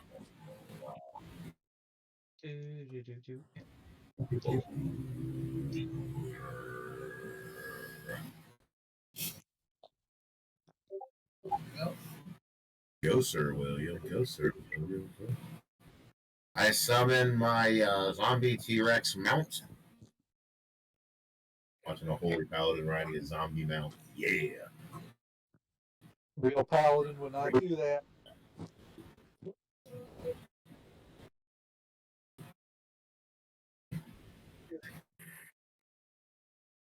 I am a real paladin, said Fear, Yeah. riding on the back of a little fucking lizard. We know what that character would be trying to do to the zombie T-Rex. It isn't. He'll be riding it all right in a different way. Oh yeah. Mm-hmm. There's only one thing I can do to help this zombie, Sir Thomas.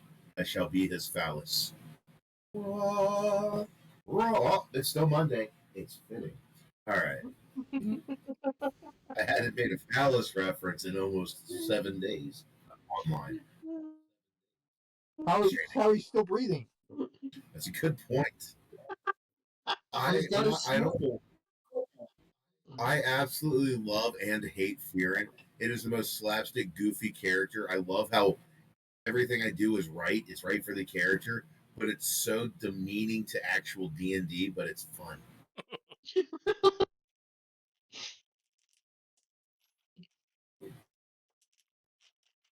Sir Thomas is trying to figure out how he can cleanse everybody right now. No.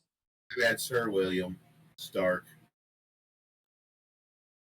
Get on You your haven't pulse. figured out by now that Sir Thomas's name is not actually Sir Thomas? I've known that, but it's Monday, so I say it so when I talk to you, it's not odd. Sir Will has already turned down my chastity belt and all the other good stuff I've tried to give him. That's right. He'll never pull out. I'll combat early.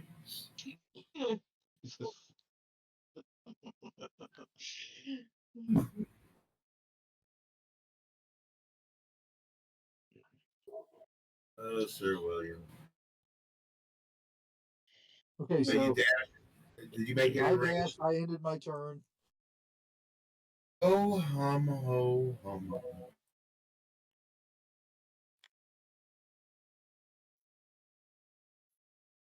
The chanting grows louder as the world around you begins to quake. You feel trembling. Good. But the deeper, Oh, wait, more. retroactively, bonus action, channel divinity, divine sense. You sense Not that I really need it, but I'm assuming I'm sensing now something rather large and undead approaching. approaching, but on the other side of the wall. Right. You sense. On the other hand, let's see. Do you have that one? Do you detect abyssal? Do you detect? Oh shit! Hold on. Oh no. I got to see what 2024 does. I think. Yeah, that's what I thought. You can smell demons on the air, not coming from where the undead is. Oh, fuck. The foul, sulfuric stench of those from the abyss is definitely near. Well, I already retconned my character because the stupid 2024 language rules. I couldn't take the languages I wanted, so I just went ahead and added them to my character. Always do that. Figuring you wouldn't give a crap. The only thing that I want to include everything from 2014, and then 2024 gives me all the cool masteries. Right. And then I think that's why even though they say you're not supposed to, just can mix and match the two. Oh yeah. I'll get great weapon mastery for 2014 and 2024. It's so cool. I won't stack the +3 for heavy on both abilities now, but like it's stupid cool. So I have abyssal and celestial like I always would have had with the old rules. And infernal for that matter now. So hell yeah.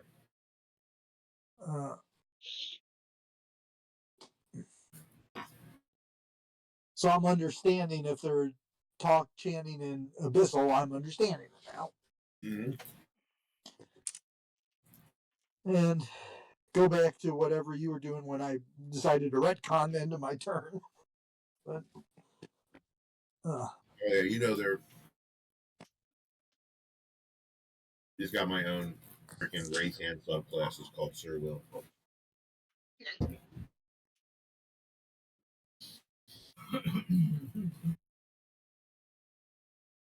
Everyone can feel the ominous presence. The chants for Janice grow harder and louder. Whose turn is it? It would be Jacqueline or Slate, AC Slaters.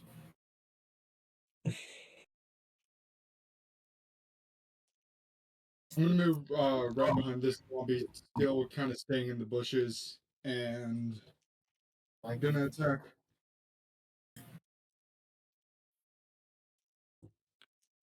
You don't do flanking. I do flanking. Okay. Like, You said rule it out. flanking? I always allow flanking. I don't give a shit. I'm not Josh. What's the ruling on flanking again? It's just I believe advantage. it's mine. Yeah.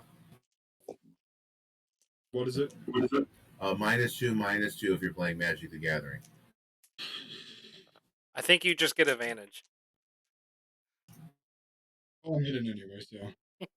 Yeah, so it's a much easier way to get advantage. So bushes, Alright, trees. that's damage for the first attack. 46 damage for the first attack. 17.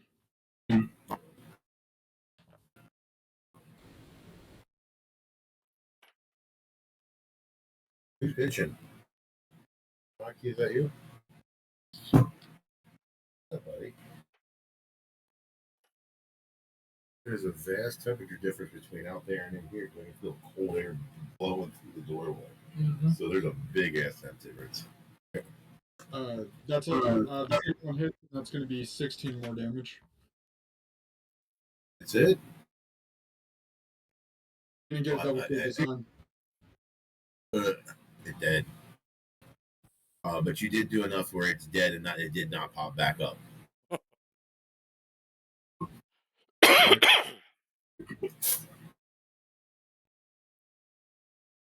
Then I'm going to move. Is this a bush? I really can't see. That is a bush. Cool, I'll move right there.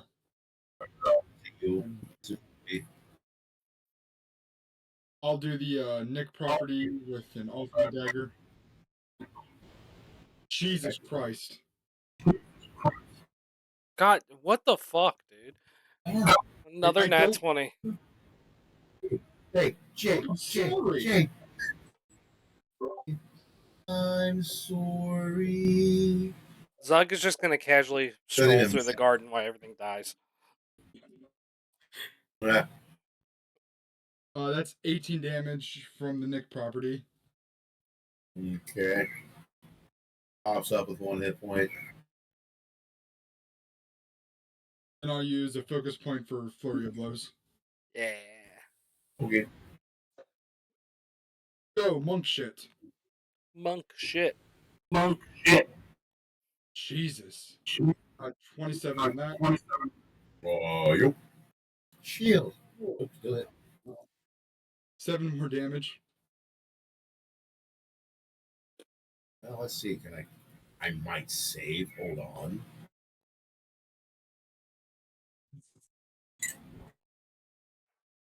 He falls down. You watch the corpse begin to quiver. It does not stand back up. I'm sorry. Yes, 307 hit points per chunk. And that'll be my turn.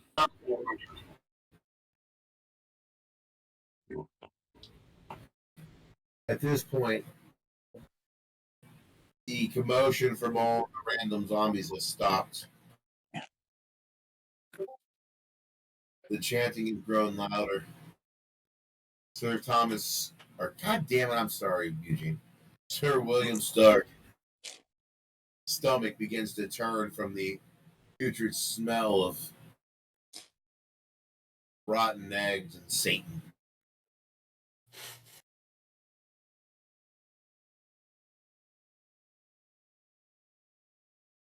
The sun has been covered by dark clouds. Darkness. Stillness. Yippee!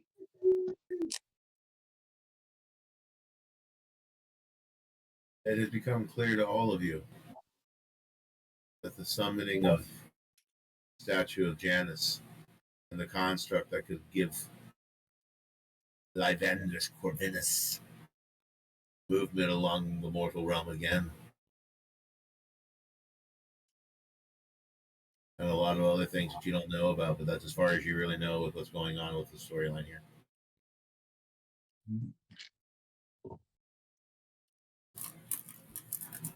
You all get a sense of urgency, like if you don't move soon, bad shit will happen.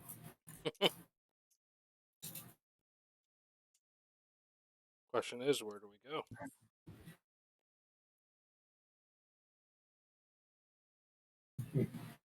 I wrote this Yeah. ahead. I have 4 potential outcomes. The 3 that I could see people script like, no! I'm on Battle T-Rex. Almost a Battle T-Rex. Excuse me.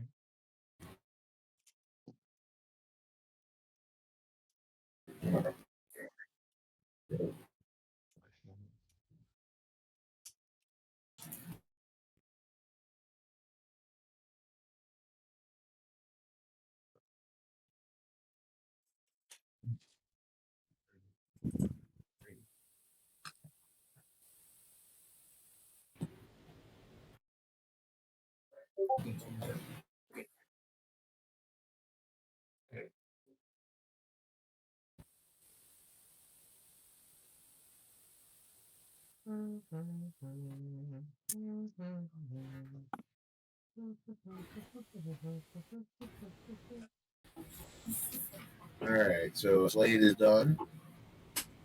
Everyone's back connected because it looks like beyond crash. It happens. That would make it blunker.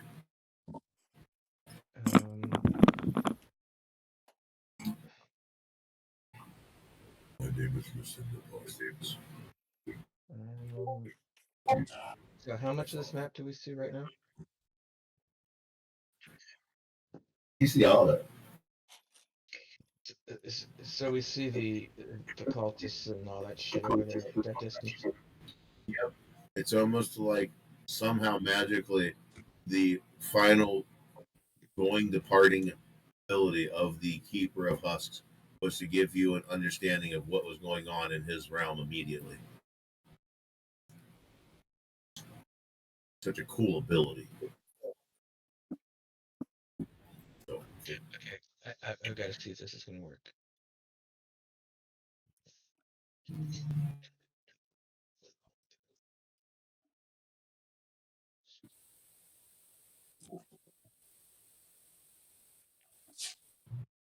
Holy shit. Okay, that is a possibility.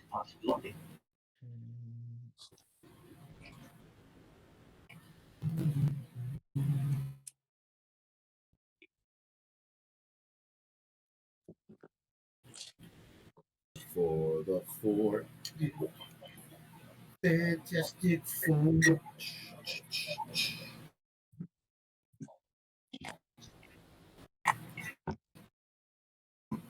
I'm really glad I didn't include the puzzle I was going to include because we would have never gotten to that. It would have been an hour and a half. We'll save that for a campaign. Choose one creature, object, and your full effective range.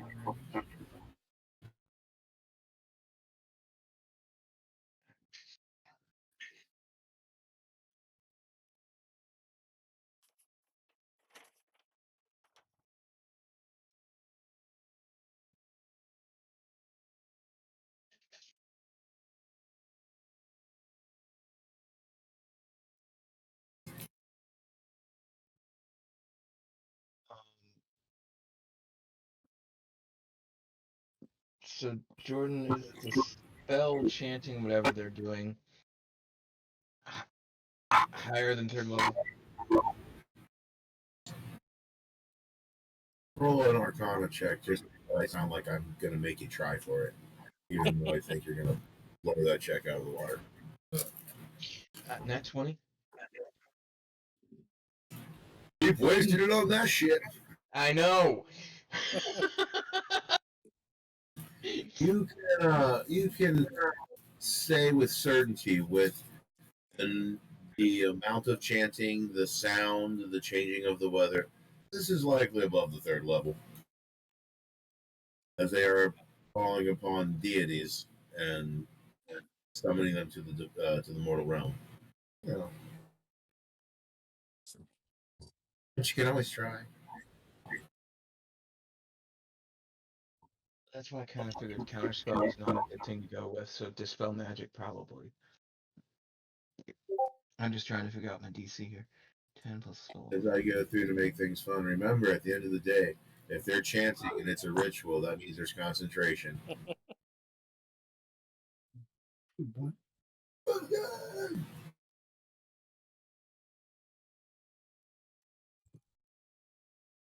doesn't work. Oh, wait a minute. Sandwich. Sandwich. Oh. Got bread and lunch meat and bacon. Good clump.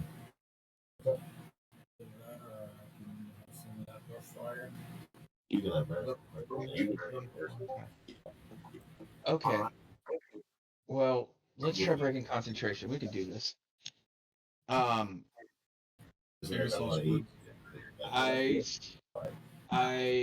cast Magic Missile. Oh shit! Shit just got real fast. So all of them take 1 missile, and the purple one will take an extra. Okay. And oh shit. Hey Jordan, you want to open up that wild magic chart and roll? Because I just rolled a nat 20. Oh god. Wild magic sorcerer, got it. Yeah. I will use an appropriate then. I can't look at the chart because Jared's still using it in our game, so I haven't looked at it to know what it does. Except one thing, and I said, "Oh shit," and I closed it. Yeah, that one's fun. All right, D4. Go ahead. fall in love. So purple takes 4 plus 8, 9. So the purple guy's gonna take 9 damage. What's that? You glow with bright light in a 30-foot radius for the next minute. Any creature that ends its turn within 5 feet of you is blinded until the end of its next turn. That's really beneficial, considering what you're doing. So purple's gonna take 9 points of damage, make a concentration check. Blue will take 2 points.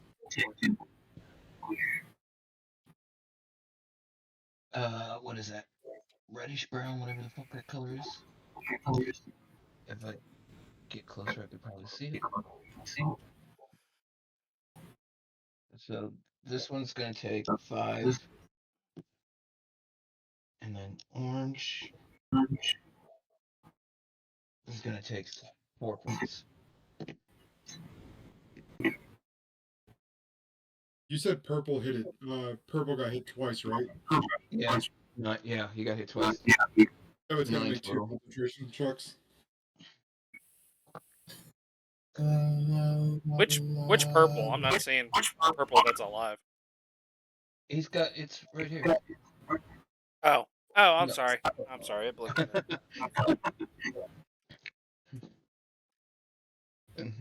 The big thing is 100 away, so that means I can still get everything around it. Oh wow, when you start using new stat blocks, I'm like, this looks fucking weird. Oh, never mind. This is actually much easier to use. It's the right thing. That's fantastic. And inventory features and traits.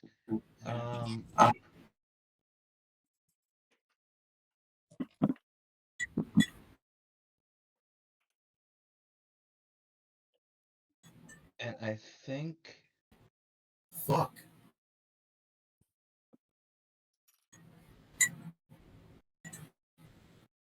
No way. No way. No way. where is it?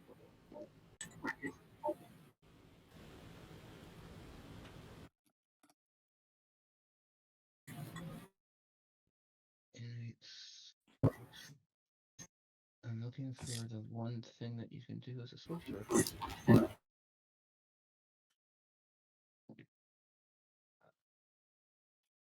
And as a bonus action, I'm going to enact my innate sorcery. Mm-hmm.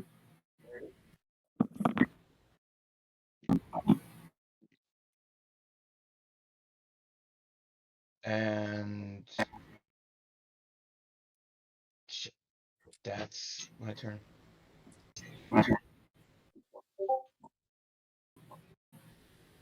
All right.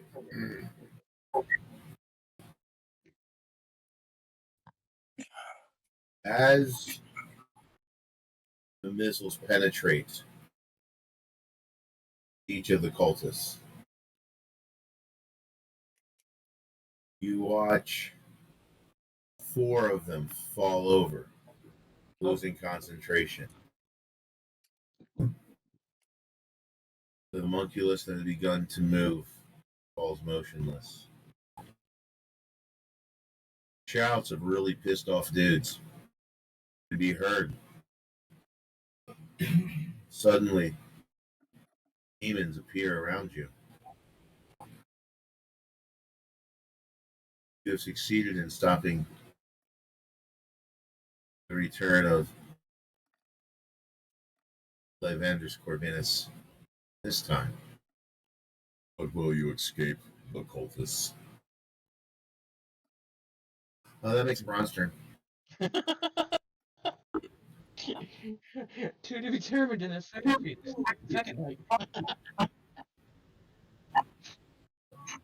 Like, quite literally, I did not see that happening like that.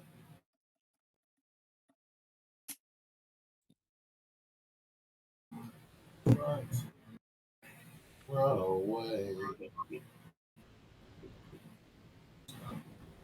You know who the enemy is? No. You don't need to fight that zombie. If you run over and fight that random zombie that's not engaged in combat yet, you're allowed to. I just wouldn't recommend it. There is enough stuff out there you may want to fight.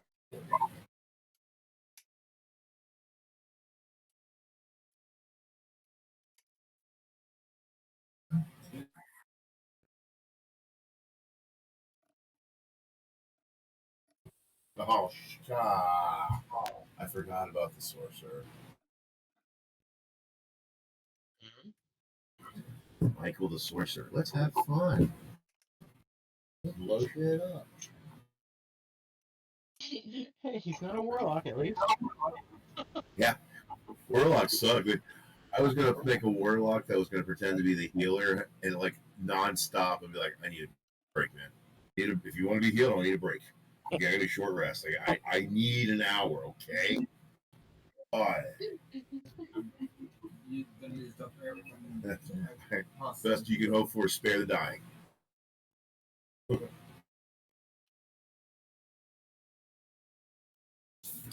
It was passive aggressive ways. Yeah. I can't. I wouldn't be able to do anything else.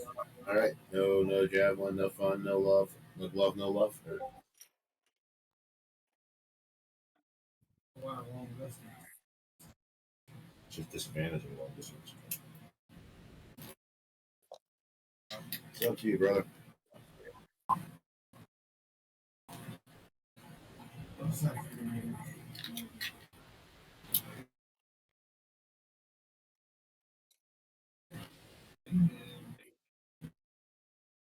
Little fun lore thing is closer to the cultists, you notice they're wearing the garments of the oracles of Tharkov.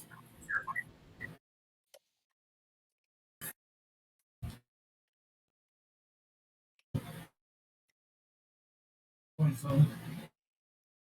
Which one are you going after? The one.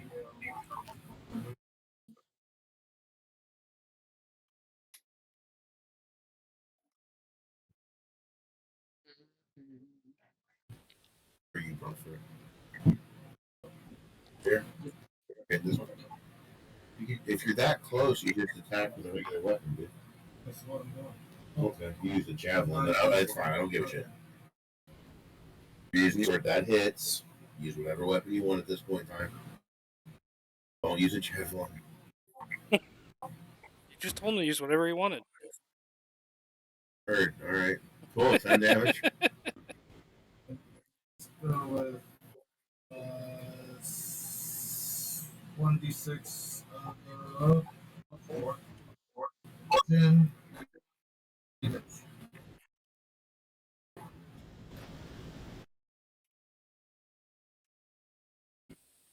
Okay. My turn. All right. Yeehaw.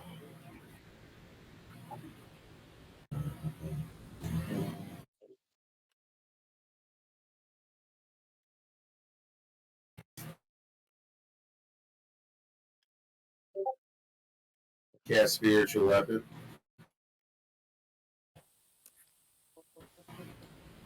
You're on 14 a hit. Misses. Awesome. That sucks. Oh, cool.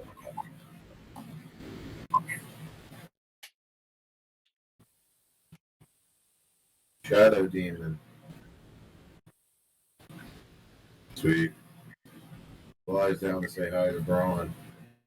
Holy shit, okay. Eyes down, baby. Flies.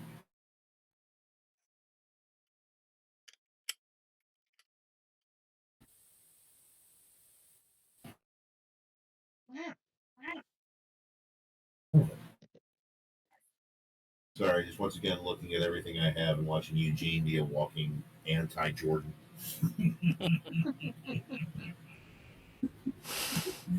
He's the anti-will.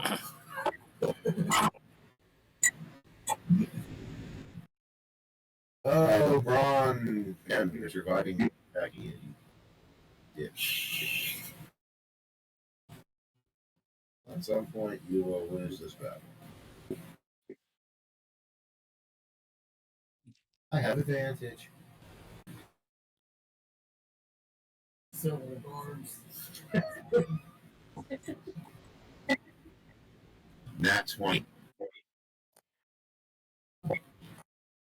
Good luck.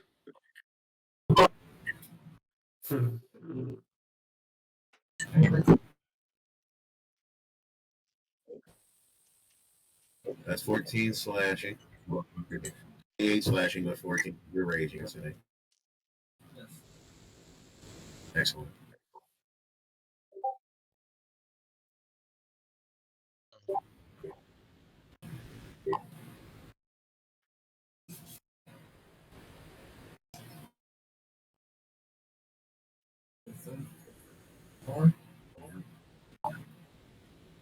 Bonus action, spiritual weapon.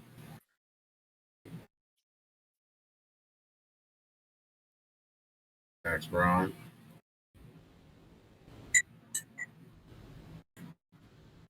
Ron might have overextended himself. Nat 2. What's that? Ron might have overextended himself.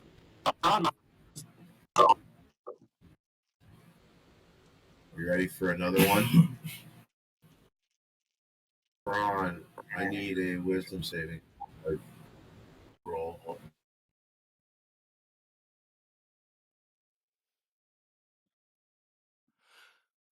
You guys will like this one. Piece of shit. Braun hears the command echo, prone, and he chuckles. I don't know what that means.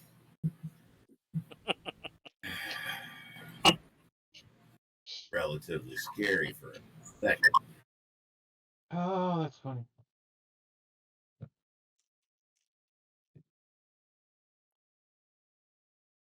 I literally have enough movement to do that. Sweet. That's stupid. Alright, my buddy Braun, my buddy Braun. Gonna get hit in the face. Yeah.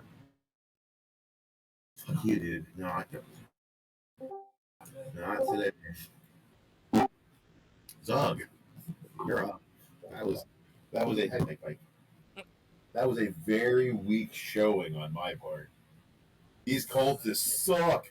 You can tell they're from Far Cove. I'm gonna run 50 of my 60 feet to this guy. Jesus. Yeah. And then I'm gonna swing at him with my great sword. Character. Zug is a half orc, right? He's a full orc. Oh, he's a full orc? Yeah.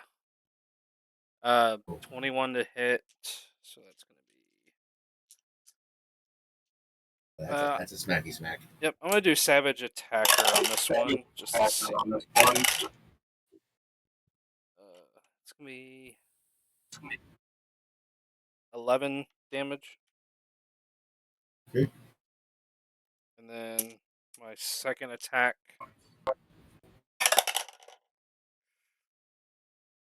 I'm assuming an 11 misses. It's Oh. All right. you're fighting a husk zombie. Now it hits. 11 more slashing. Sweet. And Buddy. then- Daddy chill. That will be my turn.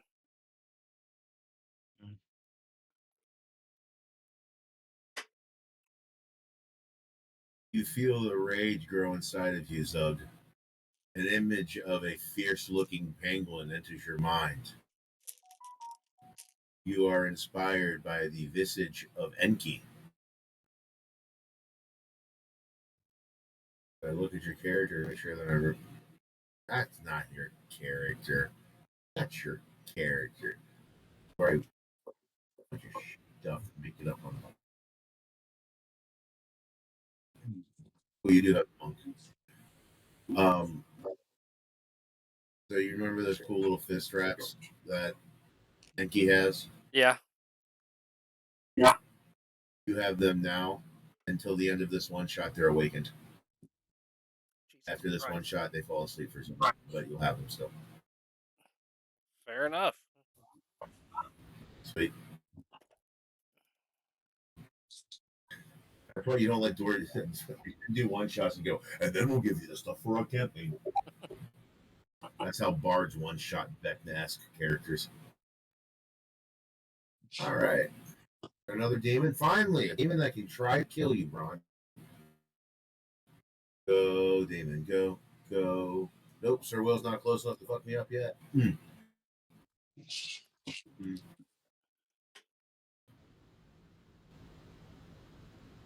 Oh, yeah.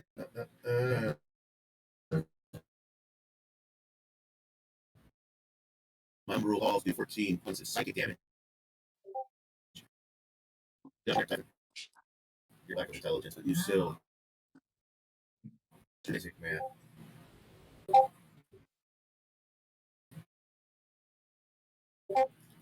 I have sent enough things after you, Bronx. You should be dead. With that said, are you dead yet? Not yet. Oh Not shit. yet. Die. Die, die, die, my darling. Hi, Karen. Hello, everybody.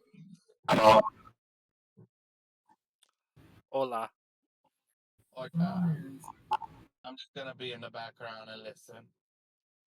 And then Reggie came down and smited everyone with his axolotl powers. He's Hey, not an so, axolotl. I will fully commit to being an axolotl instead of whatever I am, a lizard folk. So by doing that, the minute you turn axolotl, your innate charisma hits 20. Yes. He's so cute. I'm so adorable. All right, luck is up, up, up, up, up, up, up, up, up.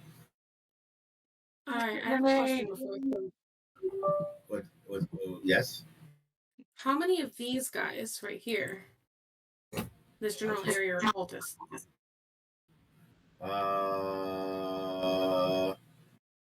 You're only assuming that they're cultists by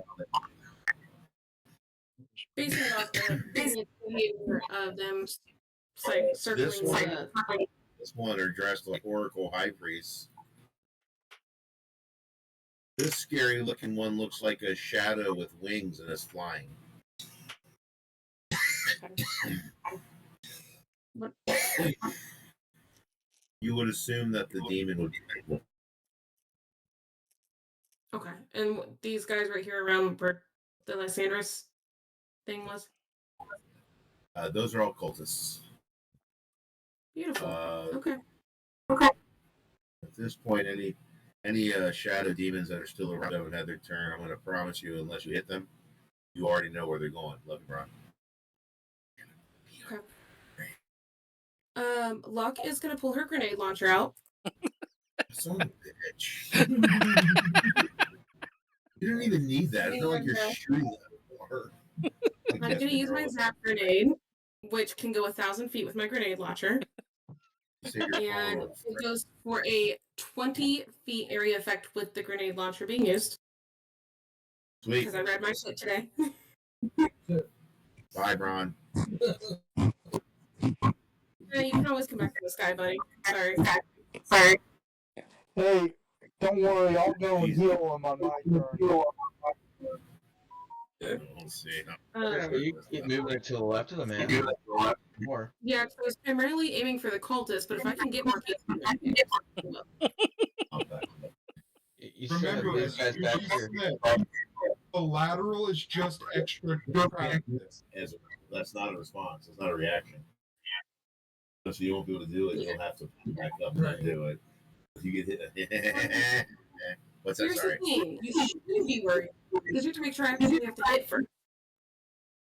Well, I'm assuming there's a save, or is this really? Yeah, zap grenade's a save, not a hit. You I'm just give assuming me it's a dice and dexterity saving throw like Fireball. it's a DC 15 Dex. or dexterity, yes. Dex saving throw, DC 15, save. Go, Brian. You can do it. You can. Dirty 20 on one of my. Oh, the demon was a dirty 20. That makes more sense. 15, buddy. There you go, buddy. You got this. Here, champ. Yeah. Hi, Brian. No. She's gonna roll damage. Hold on, Jordan. It said that one cultist saves with 19. Another cultist burns like the bitch that he is with a I got 2. advantage on dex. You've got advantage on dex save and throw. Roll again. There you go. There you go. He's Oh. oh, that nat 20. What a waste. Yeah, guess you'll have to wait Oh. another roll to get one. Hold on. The zap grenade's a 10-foot radius, not 20. No, 20 foot with the launcher. Yeah, she's using all the Yeah. hacking things. I have been mapping this turnout for the last 5 minutes, making sure it's right. Okay. Sorry, I forgot about the grenade launcher. Evolution is real. Renee's remembering her shit.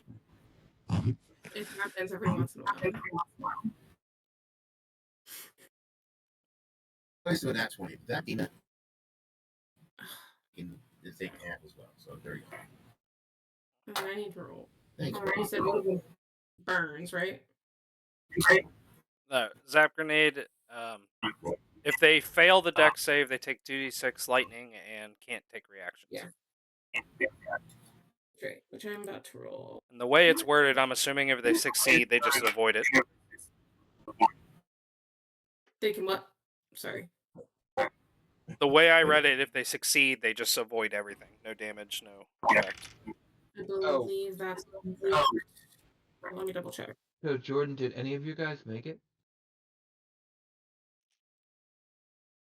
My demons did. I'm just double checking to make sure I've got everything correct here. I'm Yeah. gonna burn a sorcery point, and one of those demons can take -4 from its roll. Not you. Sorry, wait. 1 second. I have this. You gotta double check rolls. I use my bend luck. Yeah.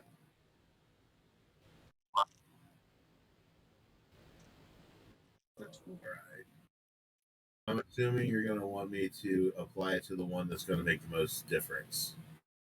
Probably. I rolled and a 19, so if I subtract 4 from the 19, I still save. Worth a shot. Worth a try. For those who didn't save, it's 8 lightning damage. And it cannot take any reactions. Oh, Braun. You also apply sneak attack since it counts as a weapon attack. Wait, hold on. Yeah, I was gonna say, hold on. And where is my allies? Are they within 5 feet? Yep. Brock got hit. You want to count him as an ally? Yes, I do. Because I'm gonna get that 36 damage. How many damage? She's 36 she's because playing of the sneak attack.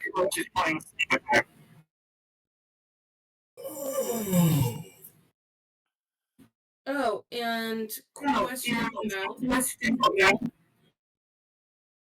no, would that count as an action? If I wanted Cross 2. On stack. okay, no, because I've got those extra little thingies on it, the poison and the tricks.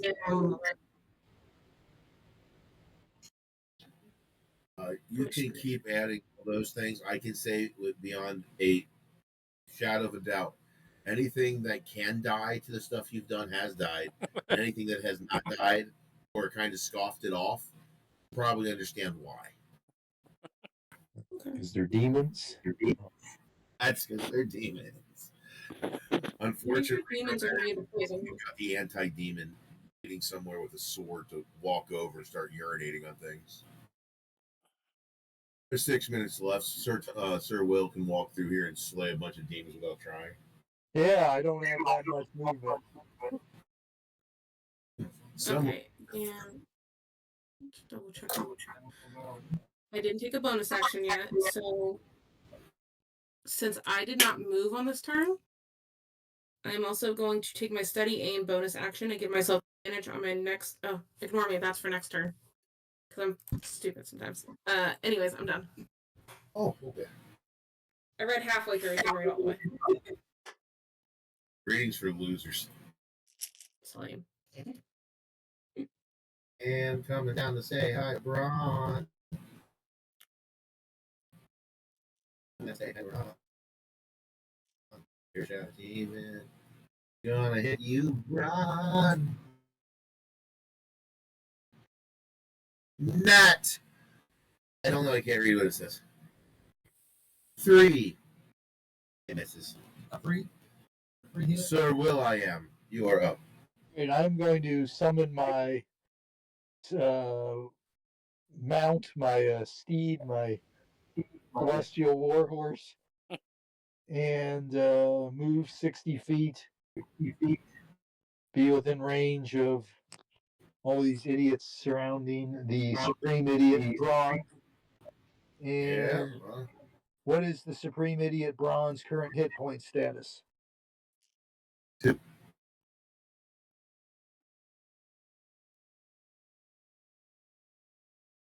Ron, how many hit points do you have? I have 2, sir. Okay. You get 40 back from lay on hands. 40 back. Thank you, sir. Wish I had chill touch, bitch. Oh. You've been doing enough to me tonight. And then it's my turn. Thank you, sir. All right.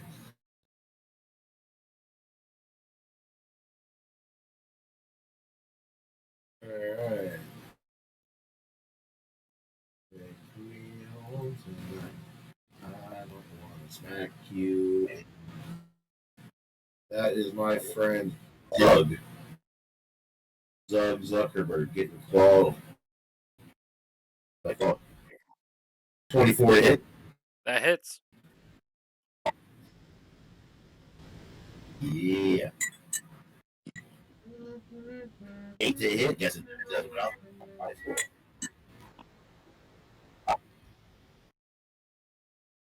That's a massive 5 slashing. 5 slashing, you say? Yes. I'm gonna use my reaction to deflect attack and reduce it to 0. Wait. Yeah.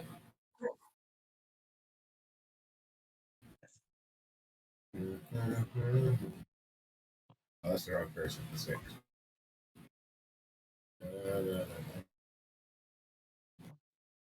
Hold on, how much over was that one? Okay, let's do one more check. Constitution throw, and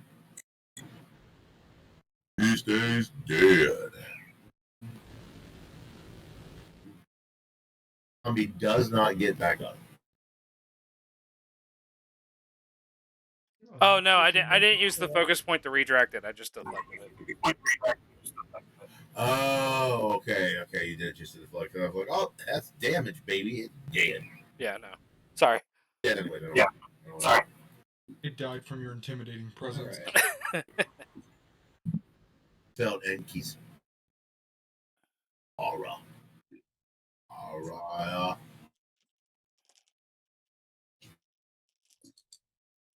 In order to make everything feel better in the world, as I keep forgetting that they're all dead, it doesn't matter.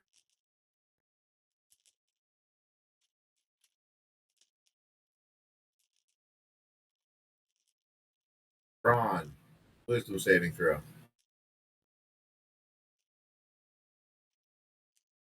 I don't have advantage on. Yeah. Prone. Command spell. You are commanded to lie prone. Do the command of prone. They now all have advantage on attacks against you. And that's his turn.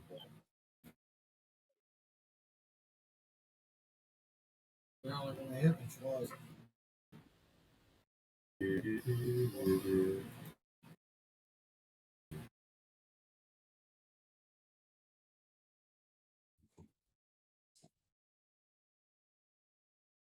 Even though the homunculus that had been moving is now motionless, the storm and the energy in the air has not lessened.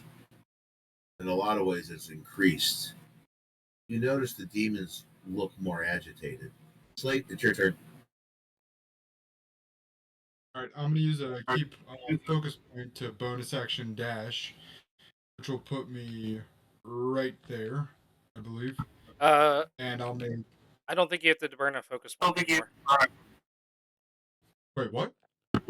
I think you get dash as a bonus action for free now with 2024 monk. Yep. Oh my fucking god, that's awesome. Yeah, monks are stupid sick, buddy. You spend the focus point to do dodge as well. So step of the wind and patient defense, you get dash as a bonus action. I like my drunken ability. That's fucking awesome. Okay. I love monks. And then Vicious Dagger. Of course. Of course. Do I get flanking because yes. Ron's right beside me? Yeah. We are at 9 o'clock. The answer is yes.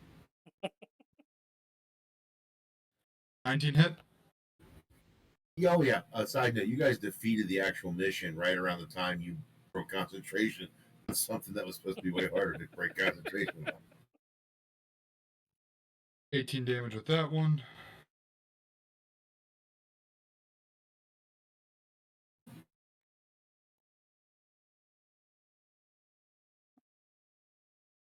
Then 15 more damage, and then I use the Nick property to all-handed attack. Mm-hmm. 17 hit. Yep. Alright, that's going to be 9 piercing damage, and I can use Dread Ambusher to add on 11 psychic. As the shadow dissipates, the psychic damage it would have taken feels wasted. Yeah, make sure it's dead.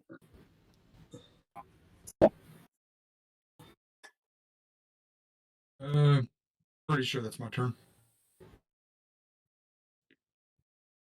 Lunker. So I have a question, because Warlock didn't have to worry about this. So, as my level spell slots are, there's squares to the side, and then it lists my spells. As long as I have a spell slot, I can recast anything in that level of spells, or is it only one of those spells, regardless of having an extra slot still open? It's so the turn one. Your character sheet should list all the spells that can be upcast, so it should, like, let's say second level, and it should have everything.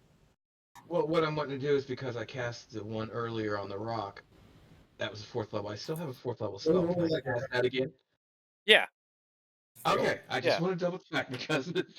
Yeah. All right. And so sphere would be circle on this AOE thing here, right? Yep. Mm-hmm.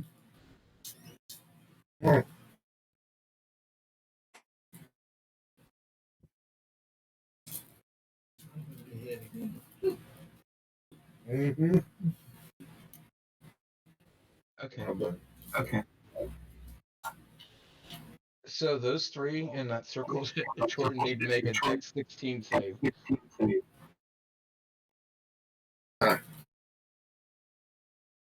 Joke's on you. That's not really their strong suit.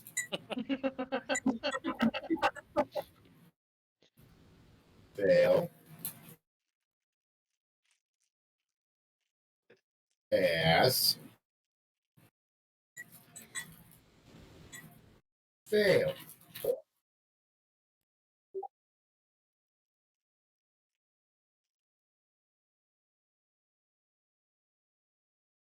how much damage we got going on, brother.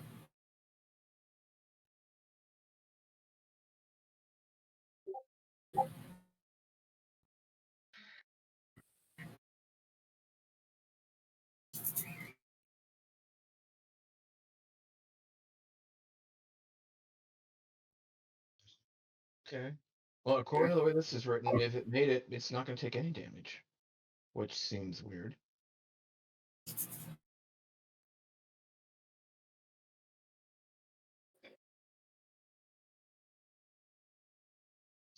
Oh, it takes half of whatever I roll. Got it. All right. Got it.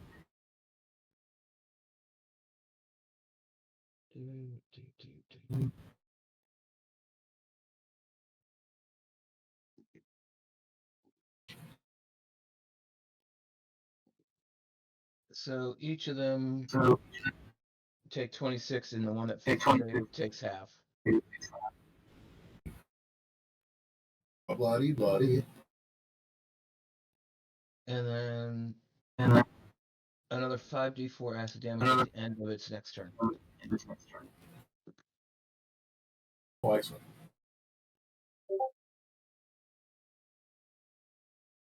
And, oh, 1 second. Oh. No! Chart, Jordan. I was waiting for that. I tried telling my dice I didn't want the second 20s on it.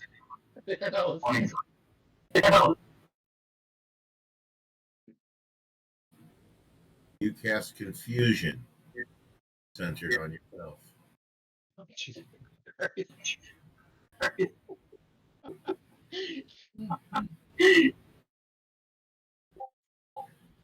Roll your wisdom saving throw. You just got to beat your own save. And how much of a radius? Or it's on me, is that it? You.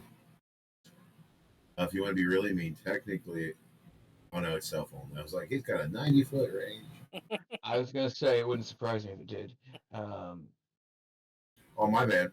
It is a 10-foot radius sphere centered around you. So a 10-foot sphere around you. So whoever the fuck's around you too has to do a saving throw. So I'm looking at my save on my sheet, and I made it by 1. Thank fucking God. Right on my spell, it says save DC. That's the number I gotta beat, right? Yep. Okay. Okay, I'm learning this. Oh, technically Anyone else not near you? this. I think.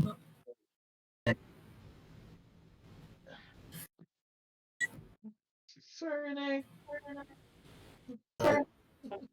Whoever doesn't save, you're stunned and can't take actions or move this turn.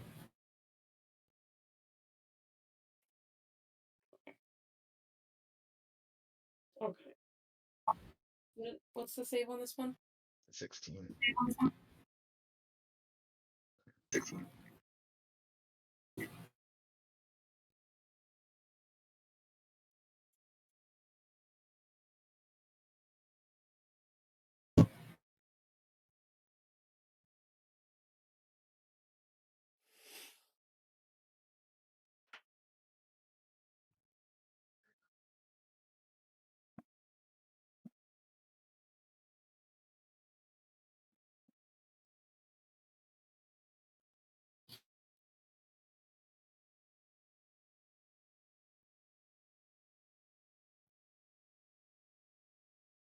Anything else, Spelunker? No, that was it.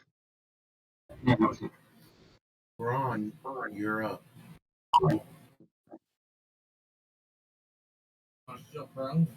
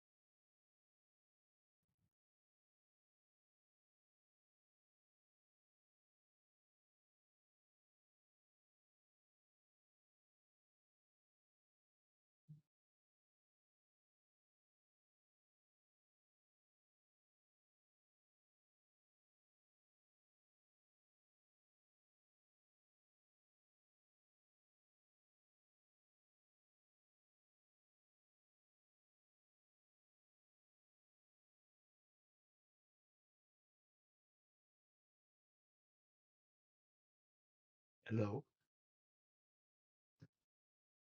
Jordan, we can't hear you if you guys are talking.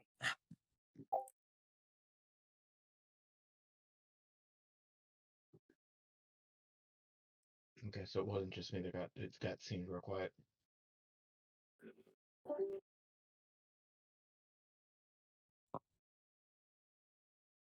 One shot, everyone.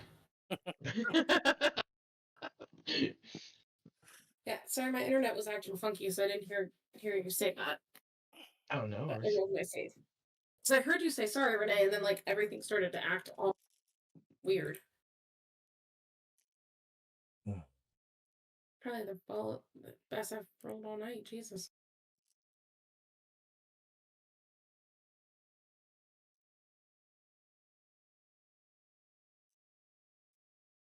Is it their internet, or is it just that he's annoyed with Braun? I don't know. I hope it's the second option. We are still rolling. Oh.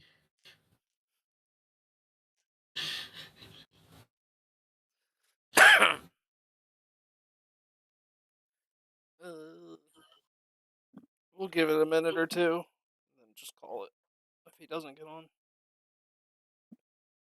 No worries. And then Sir Thomas rolled 36 nat 20s. Divine intervention. What Everybody blew up. happened when Jordan jumped off yelling at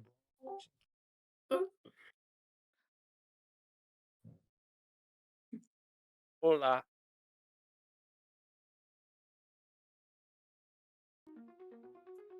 Cool. I think it's Discord because that's delayed. Yeah. Can you hear us, Jordan? Yes. Welcome back. Welcome back. Anybody hear any of that? Oh no. Last thing you said was, Braun, what do you want to do? That's No loud. fucking way. Yep. Oh my god. You didn't hear about Braun floating into the air? Nope. Holy shit, the entire thing. Oh, okay. So there was a lot of exposition. I got really serious and told a story. If I can do it again and see if I can do it right. As Braun lay prone on the ground, surrounded by the demons and the cultists, his body rises to the air. He begins to hover, his body being held closer to that of a god or Dr. Manhattan. There seems to be a fire burning in Braun's eyes. He raises his hand in front of the cultists. Shards of light shoot from their chests and hover in Braun's left hand, zooming about, zooming about atomically. That's like an atom.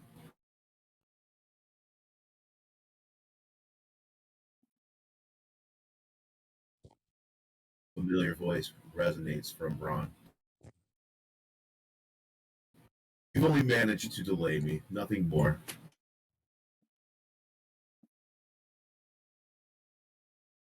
I must say I did not expect problems from your type this time. Get off the map. You're not on the map. On the map. Sorry, Jordan. Where's the map? I got it. Here's this one. No. I mean the map is in my hand. Oh, got it.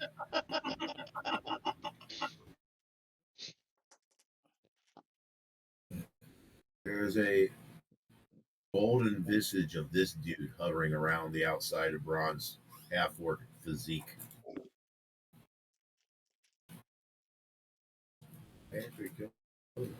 Never thought I'd say this. The orc looks way better than you do. Yeah. I will return and I will make sure to slaughter all of you defenders of the gloom. If you are And going to even use though a you, fuel, at least bring snacks. I get hungry fighting. oh, so cute of you. I shall. My favorite snack is barbecue. As he says that, Braun raises his hand up, one finger up, John finger, baby, and a ball of energy begins to glow. It grows brighter and brighter. The heat begins to make everyone around you perspire. Counterspell? Fails. Probably, but Yeah, fail. it was worth a shot. The light from this small sun begins to grow. Shadows that were still hiding, fearing their demise at the hands of the adventurers, burn away as the light grows. I shall take my revenge on you now.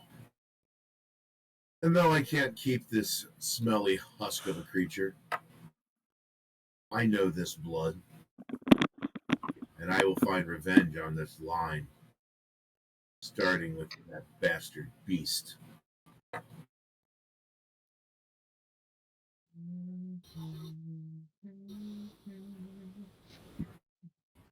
Braun gestures down, the sun beginning to move towards you. For a brief moment, a sense of dread comes over you. Suddenly, the ball disappears and Braun falls from the sky. The only thing that remains is the outline of Landris Corvinus, his ethereal ghost, laughing. Barkov, Gaia, and all of the realms will be mine. As the last of his ethereal light drifts off, it has become clear that there is much more than just Eloroth to be worried about.